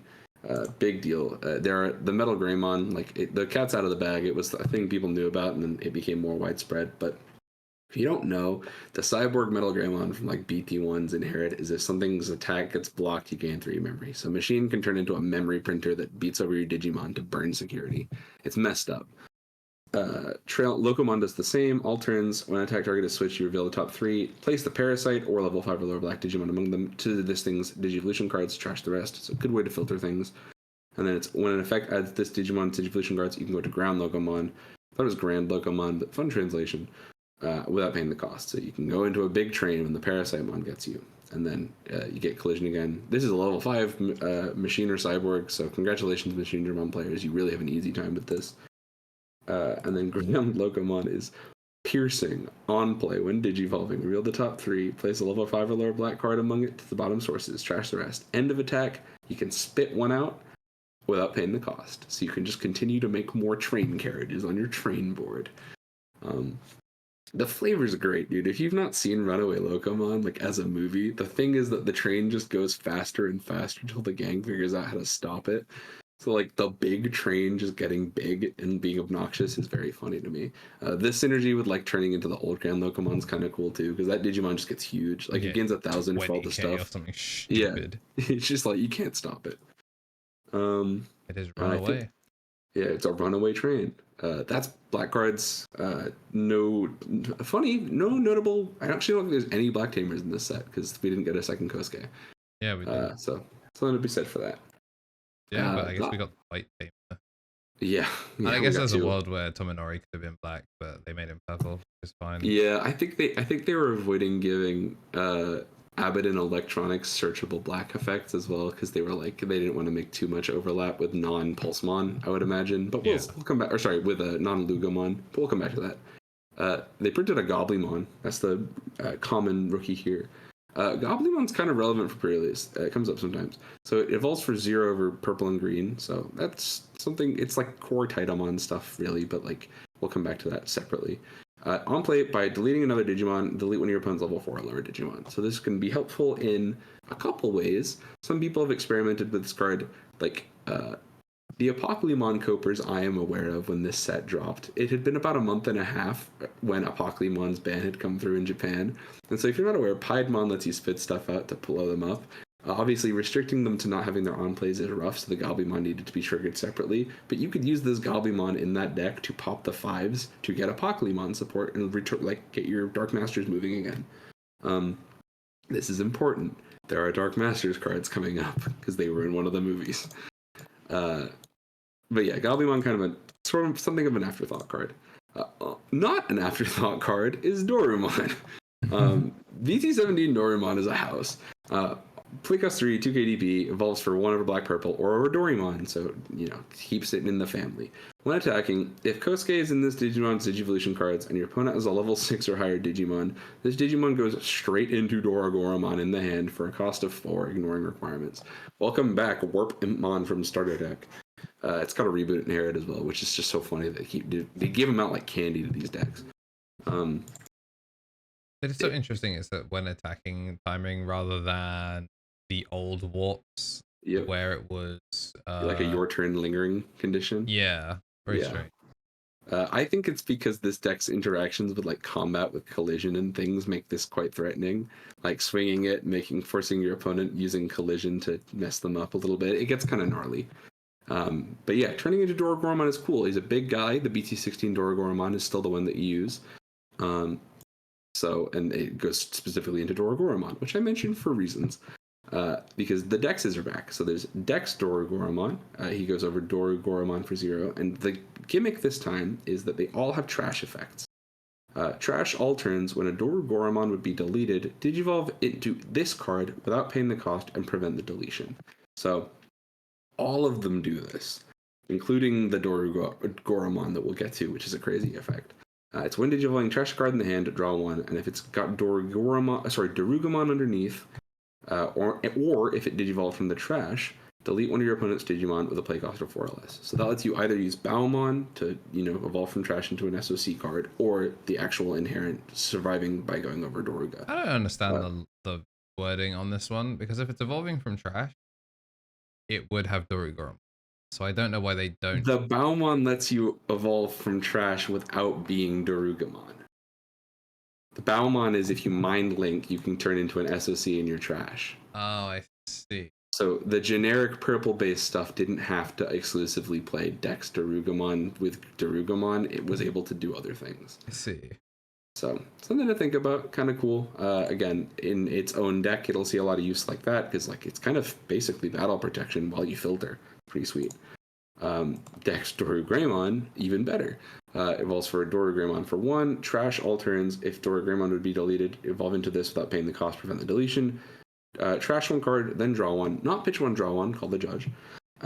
If Dorugreymon is in the sources, or digivolve from trash, delete a thing with play cost 6 or less. This is tight. It lets you out floodgate stuff that can debilitate this deck before you do some zombie revival stuff.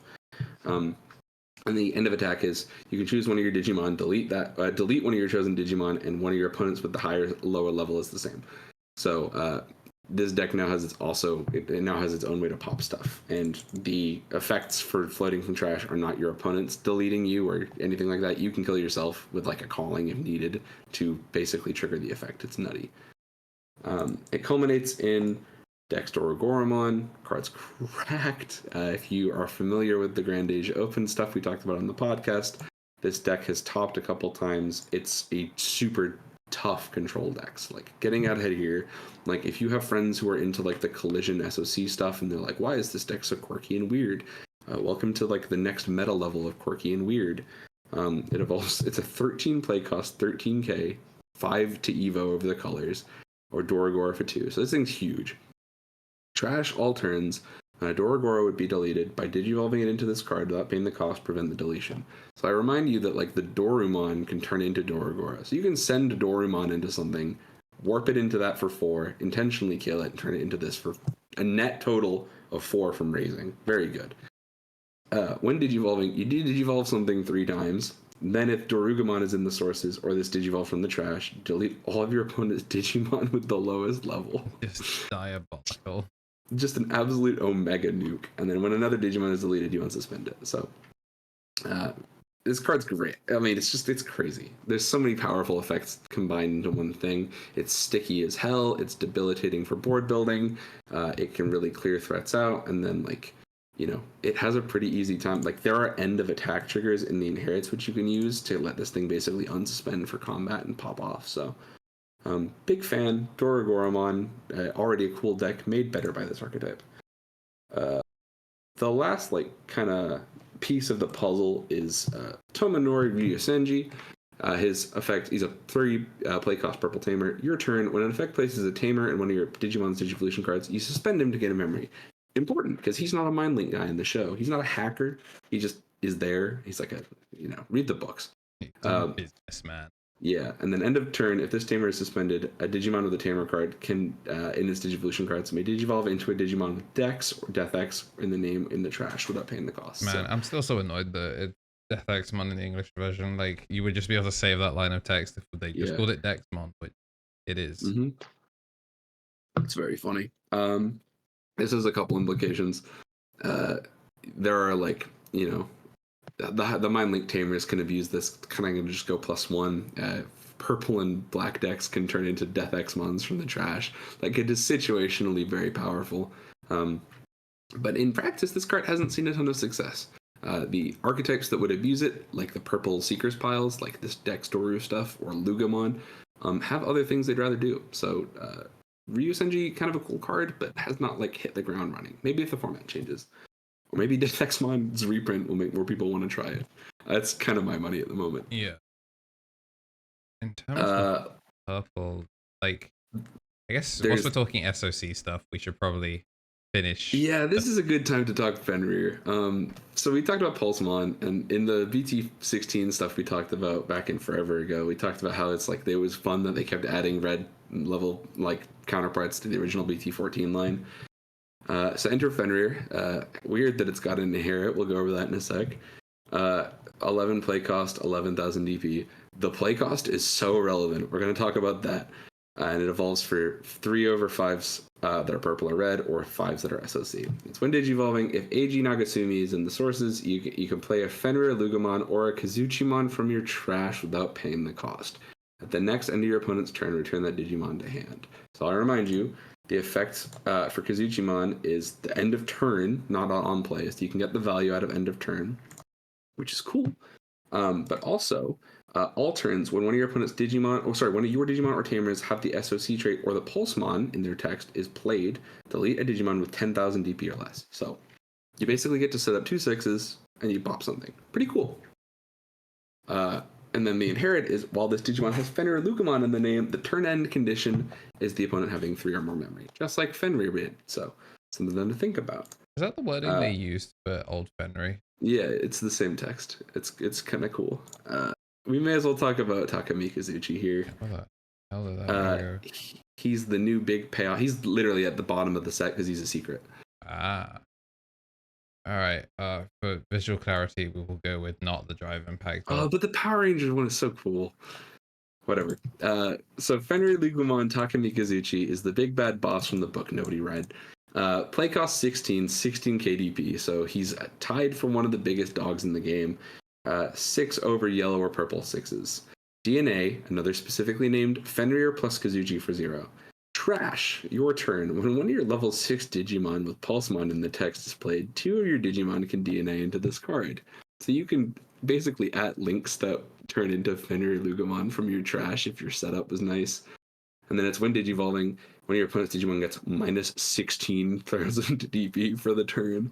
And then if DNA, you may set the memory to 3 on your opponent's side. That's set your memory, not gain or lose memory. You set it. So no floodgates interact with this. Then if a tamer is played, if a tamer is in this Digimon's Digivolution cards, gain a memory recovery +1. Neat that it's a tamer, not Leon or AG specifically, so you can use this in both Pulsemon or Lugamon. And obviously they both fulfill the conditions of a level 6 with Pulsemon in the text getting played because they both have Pulsemon in their text. Then the banger payoff is when attacking by trash the top card of your security stack, trash the top card of your opponent's security. This is crazy. This I think we've talked about this on the show, but this card is capable of turn 2 complete in total OTKs. Some decks have just the fact that the Fenrir himself has a play cost of 11. So if you're at 1 memory, you could drop that thing and trigger this thing from trash and then set your opponent back to 3 and then go to the turn flood pass over. So there are so many points where this deck can just oh, you wicked misplayed that and now you're dead, or I high rolled you and now you're dead. If you check them on turn 3 and their security is I don't know, Mist, Mem, and AG, you can die from that now. Way easier than you should be able to. You don't have to be Mist, Mem. There was the example that Arresta set up where it's just Fenrir and back plus training, and they go, okay, rookie plus tamer. I'm like, You got me. Bro, you want to go to game 2? Just kills them. Like sometimes you like, yes, it's high roll, but like the high roll is not even like you hit them in security. It's they saw they had it everything, and you died for the sin of passing them one memory. Yeah. The especially stupid part of this card is that in Japan it had scrambles, so like because it's a DNA Digimon, it had like the inherent rule of being able to attack, so they could literally make that game-ending combo off of a scramble back then. We won't have that problem here in the West for now, but be aware of it. I want to remind you though, it's a 16k shrink. The inherit on Kazuchimon is all turns when a card is removed from the security, you give something 8 minus. So it is a 24,000 DP shrink altogether, which is just, it's so crazy, man. Like that does actually result in a roided out Greymon dying. Like that is the amount that we're talking. So kudos to the team for making sure people will go back and read Seekers. That's Fenrir. Good call to talk about him. For all 5 people that really rock with the Frontier Ancient movie, we have Darkmon here. It evolves for Hippogryphonmon for 1. It has retail. When digivolving, you draw 1 and you trash 1, and then if it's in the sources with the name Hippogryphonmon, this Digimon evolves into Mamerkusmon. Mamerkusmon is the fun level 6 we're going to talk about in a minute.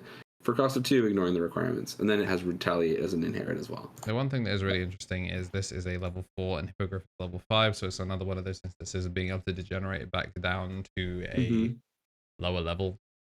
Yeah, it's funny. Hippogryphonmon, it goes over Darkmon for 3 at the level up, has blocker, and then when it digivolves, you can spit out yellow or purple level 3s from your hand without paying the cost. So more funny Lucamon silliness has taken place with this once again, but this is a blocker with blocker inherit. And that's relevant again because you can turn into Mamerkusmon, like I said. Mamerkusmon is level 6. It's a common because that's how much Bandai cared. Digivolve Darkmon with Hippogryphonmon in its sources for 4. But again, you can fulfill the condition for cost 2, ignoring the requirements using the actual Darkmon text. When digivolving, if both names are in the sources, delete one of your other Digimon. Then you can play Ornismon from your trash without paying the cost. All turns, when one of your other Digimon is deleted, delete an opponent's Digimon with as high or lower level of the deleted. So you pop something, you get to full send it, make an Ornis. Ornis is an on-play bird. On play when digivolving, delete an unsuspended guy, very purple flavor. And then all turns, if you have another level 6, it's 2 KDP and security attack +1. God only knows why, like, there are like 9 limiters on these cards. Like, why doesn't this thing rush? Like, how are you supposed to do this? How are you supposed to consistently have the second body out? Like, what is the intent here? Are you supposed to have like things to as well? Like, you'd have to have like BT4 Anubis to have this thing have immediate value. So like, yeah, congratulations on your have 3 level 6s on the board win condition. You got me, Chief. Yeah, it's silly, and for people that want to roleplay the Frontier movie, it's here for you. I am a hater, so bad luck. Purple Hybrid and Purple Frontier enjoyers will get their day in the sun. God, I hope not, because I don't remember any of the second one. I remember the ancient. There's 2 Tamers. I remember the ancient showing up for like the gang split up and they're fighting 2 sides of. Yeah, they fight the bird and the lady. Well, I was thinking the human beast war. So there must be 2. Yeah. You must be in the one I have not watched or do not remember. Yeah, I was gonna say. Apparently neither did Bandai because it gets no mention in this. Even the like beach episode Digimon Tamers OVA at least gave us Labramon, so they must not have wanted it here.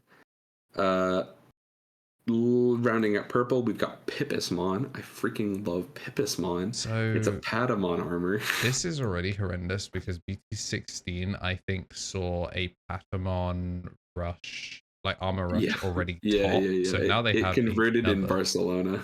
Yeah, so shoutouts to that. Whilst Ragnar was out winning that, Patamon quietly just top to regional with armors, and now they have another one that has Source Strip.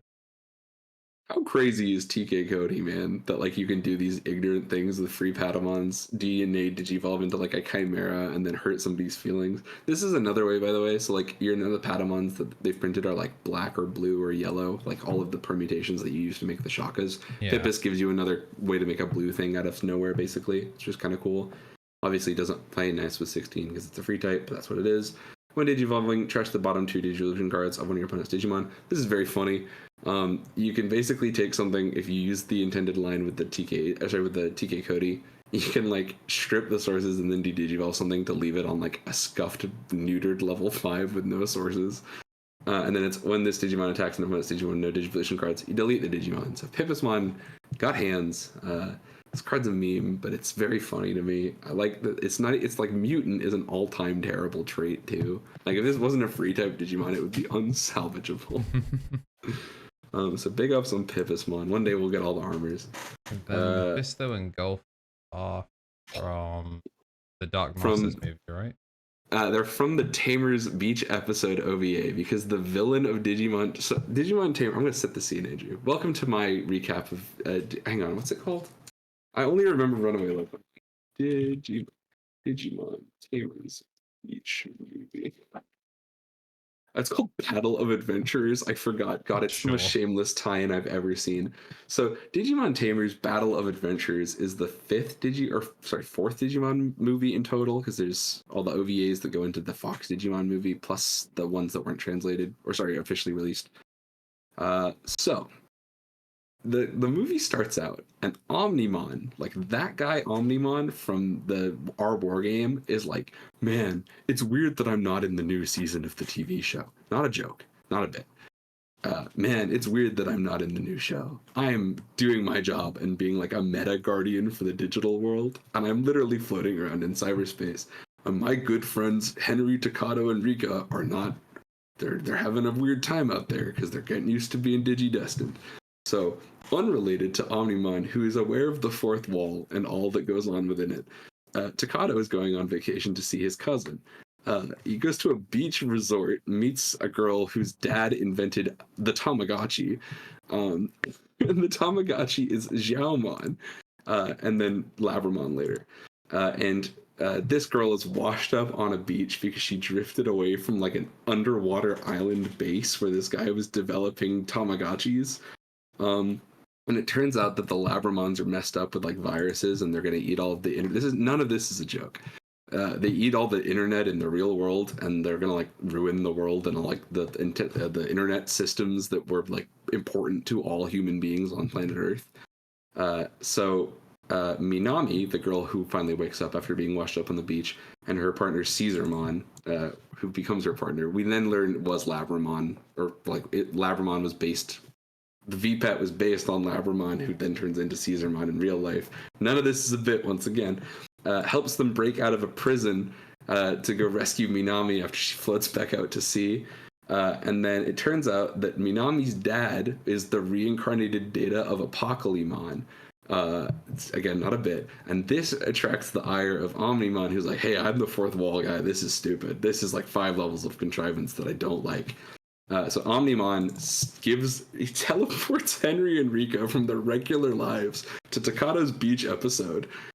They go and fight this guy who turns out to be Mephistomon, that's why he's a Dark Master. And Mephistomon successfully incorporates the data that he'd eaten using his Tamagotchis to turn into Golfmon. And the gang have to all use their Matrix Digivolution with their canned 3D animations that they didn't have time to make a new one for in the OVA. And the gang collectively saves the day. And it ends with with Omnimon, like, again, Omnimon from our war game, going, way to go, guys. And then the movie ends. None of that is a bit, Andrew, I swear to God. It's one of the hardest watches I've ever seen. I love Digimon Tamers. I regularly watch Runaway Lokomon because I think it's got a lot of great characterization. If you've not seen it, there's a great bit where Beelzemon, after becoming a good guy and helping out the crew, like does a bike race with Lokomon and like wipes out and eats shit and falls off the bike. It's so funny. So yeah, but Golfmon exists kind of to mock me, I think. So yeah. So Mephistomon and Golfmon are in the card game now, in real cards. Mephistomon is a Dark Masters when it's revealed, and when it would be played, you can return Apocalypse from the trash to the bottom of the deck to reduce the cost by 3. This exists in a world where people, I guess, in the dev team were making cards for Apocalypse's future waves of support. And it's on delete. If it deletes by an effect, you can play a Golfmon or level 6 Dark Masters from your hand or trash without paying the cost. So this is cool. It helps you accelerate. And then the inherit is when attacking, by placing level 5 or lower card from the Dark Masters and its text from the trash at the bottom source, you give you 2k for the turn. So again, like in a world where they, I think, thought that you were actually going to resolve multiple Dark Masters turns and then make a Pokemon, this would have been really cool, which is why this sees some actual success in actual like Dark Masters control now. It's notable, it's play cost 8, so you can't play it out off of Omnimon's Wart, which is for the best. Yeah. But like, I think they really thought that people were going to do that and not just turbo a Pokemon every game. So it's the most Chekhov's gun card I've ever seen. And then lastly, Golfmon. He evolves for Dark Masters in text for 3 on play when Digivolving by placing a level 5 card with Dark Masters in the text from your hand or trash as the bottom Digivolution card. Again, because it's a Pokemon reforming. You can delete one of your opponent's level 5 or lower Digimon, and then when attacking, by returning 7 cards from your opponent's trash to the bottom of the deck, unsuspend. So this card exists even worse than Mephistomon because it reverse mills, because they were like, yeah, sometimes you'll actually swing at security in this deck. So this is like, it's a not once per turn effect. So if your opponent has, let's do the math, 4 times 7, which is 28, or 5 times 7, 35, you could swing 5 times. But if they've got 35 cards in trash, you've milled them out. The game's over. I don't know. Golfmon exists. It's like they were so sorry they done printed that level 7 guy. And I understand. I do. But also, it's funny that they didn't pull these out of the next set to be like, hey, here's what we thought you guys were going to do with our cards. Yeah, like, I just don't get it. Yeah. So yeah, that's my review of the first Digimon Tamers movie and my appreciation of Golfmon. Oh, it was the first one? Yeah, no, that's the first one. I do not remember that one. I remember Runaway Lokomon. Runaway Lokomon's the good one that people watch. Yeah. I guess maybe we can say the same about the Hippogriff one. I only remember Avengers Civil War or whatever it was called. Beast versus Man. Yeah, that one. I was on Iron Man's side for real. Real ones, no. There's a couple like stragglers here that aren't inherently part of an archetype already supported there. We've got Pally Ace to talk about. If you've watched this show ever, you know what we think about this card. It's one of the craziest, most powerful things they've ever printed in Digimon. Play cost 9 because it's an Ace level 7. 6 over blue and green, or any level 6s with Imperial in the name for a 5. Hand, counter, blast, Digivolve. On play when Digivolving, trash all cards from all of your opponent's Digimon sources. So you just completely strip the entire board. Then return all cards on your opponent's trash to the bottom, or your opponent's trash to the bottom of the deck. If this effect returned level 7 white cards, gain 3 memory. When attacking, by returning one of your opponent's Digimon with no Digivolution cards to the bottom of the deck, unsuspend it, not once per turn. So that's a lot of stuff. Let's go over the practical implications for this in a set review style. Obviously, worth noting, this is the second 3-color Digimon card in the game. White, blue, green. They heard you complain. They finally made it more searchable. What have you all done to us? This card does 2 things.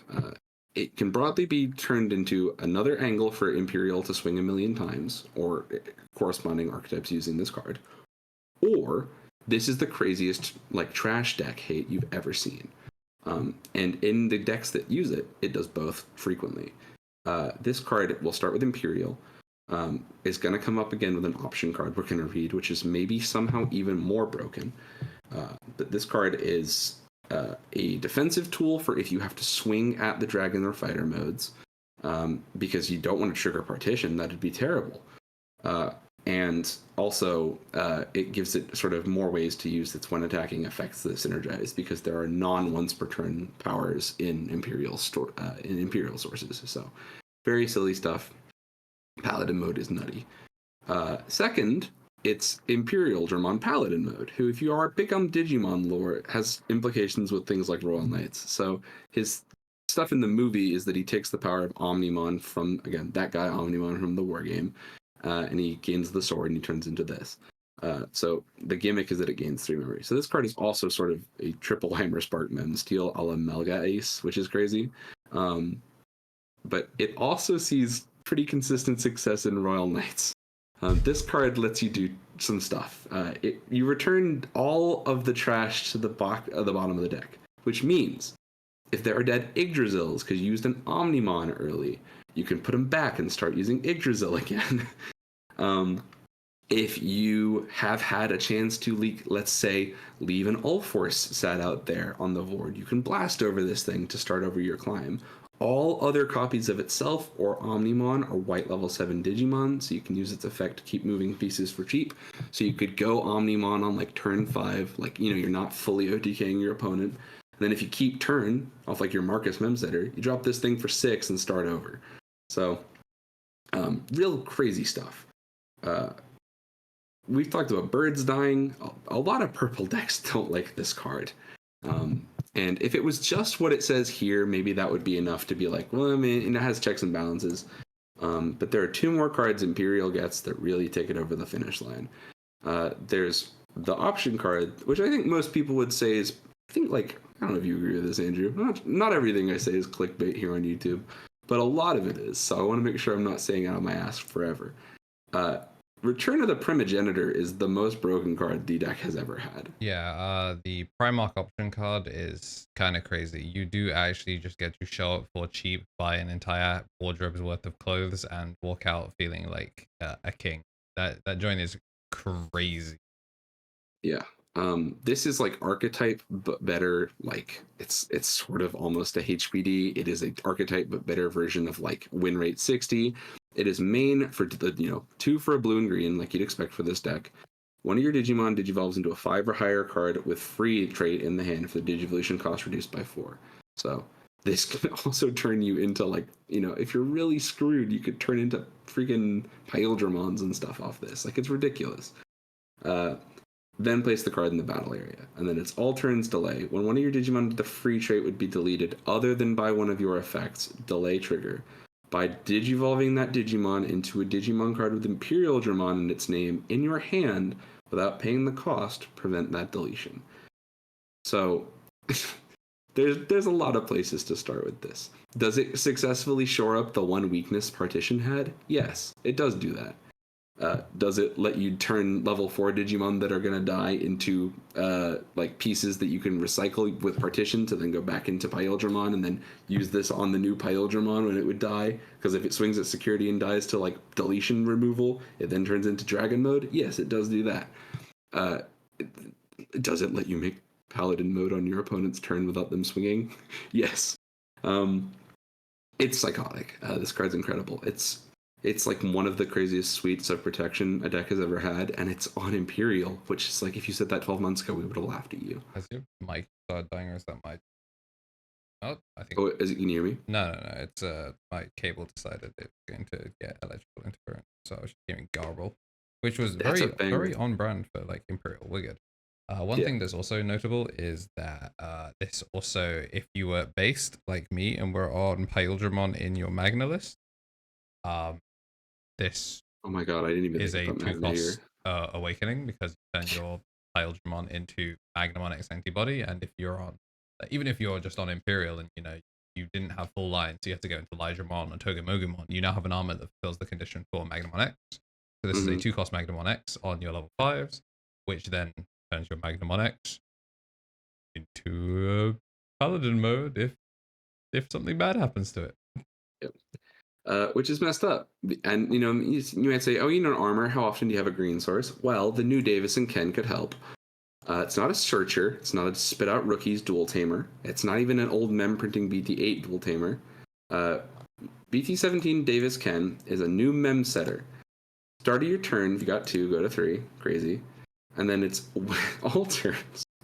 When one of your level 5 or higher Digimon with the free trait would be deleted in battle, by suspending this tamer, you can play a level 4 or lower Digimon card from that Digimon's Digivolution cards without paying the cost. And then end of turn, one of your Digimon with the free trait may attack an opponent's Digimon. So you give Bug Blitz to Magnamon X, which is crazy. You actually continue to move your line around. So like, if you don't want to trigger Armor Purge on Magnamon and you'd rather float into Magna 13, you can use this to just die and spit out Magna 13's on play again. All level 5 or higher stuff can turn into this. So this is like with the exception of Partition. If your Imperialdramon didn't have 2 sources because one of them got stripped, don't worry, they got you. You can have a 4 or lower. You can do this with Partition. Sorry, it's deleted in battles. You can't resolve this with Partition, but it is when like, oh no, I lost my sources. I guess I'll take a free Searcher Veemon who gets his on play. The card kind of gives you the whole kit and caboodle. So obviously, notable drawback is Davison Ken costs 5, so that is a bit of a kicker. But I think all in all, the free type support has kind of gotten kind of crazy. It's been a good year to be a Veemon Andy. Well, you know, free play tamer is something that they never had outside of the tamer I itself showing up out of security. I will give them this. Even though they do get to free play their tamer cards with the Dragon Mode Ace, this one's actually too expensive. This is the only tamer card that Dragon Mode Ace can't do because it has to be 4 or lower. So to that extent, yes, this card is somewhat balanced, but card's good. I don't think it'll replace any of the other mem setters, but it is a tool that these decks will now have. So kudos to that. We're pretty much wrapping up here. I think we got like the rest of the tamers to look at. There's Takuya. We haven't talked about him yet. Yeah.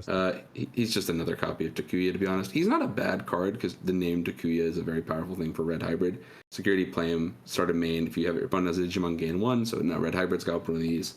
And then he is a 2k DP inherit like all the other Takuyas. And if you hit the 10k, he's got piercing. This is great with that new raid Digimon that we were talking about.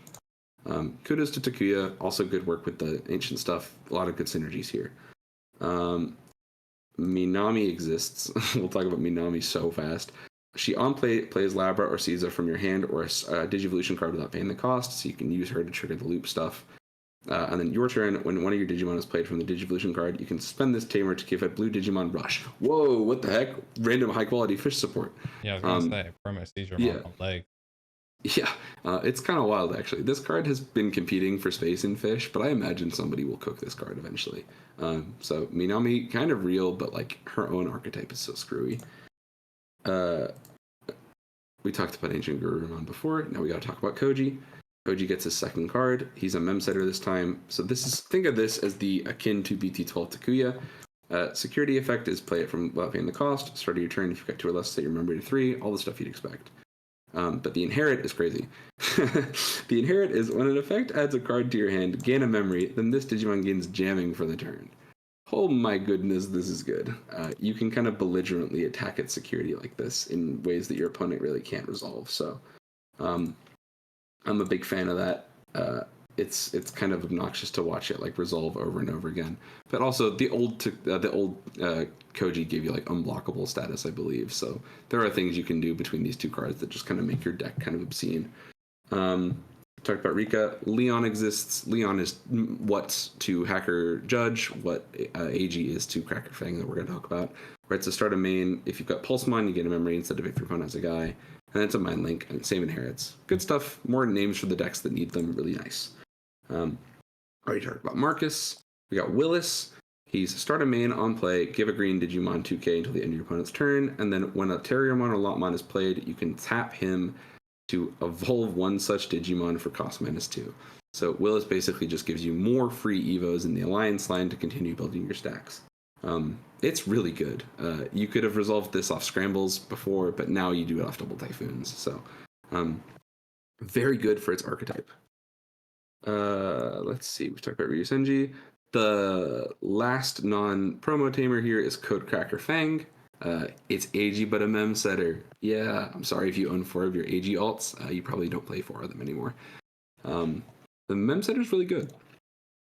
The last tamer card in the whole set is Tai Kamiya and Kari Kamiya from the original Digimon animation OVA. It's when your breeding area is hatched in by suspending the tamer, gain a memory on all turns, which is very messed up. So like you can trigger this with like, this is more memory stealing with like analog units, which I always think is funny.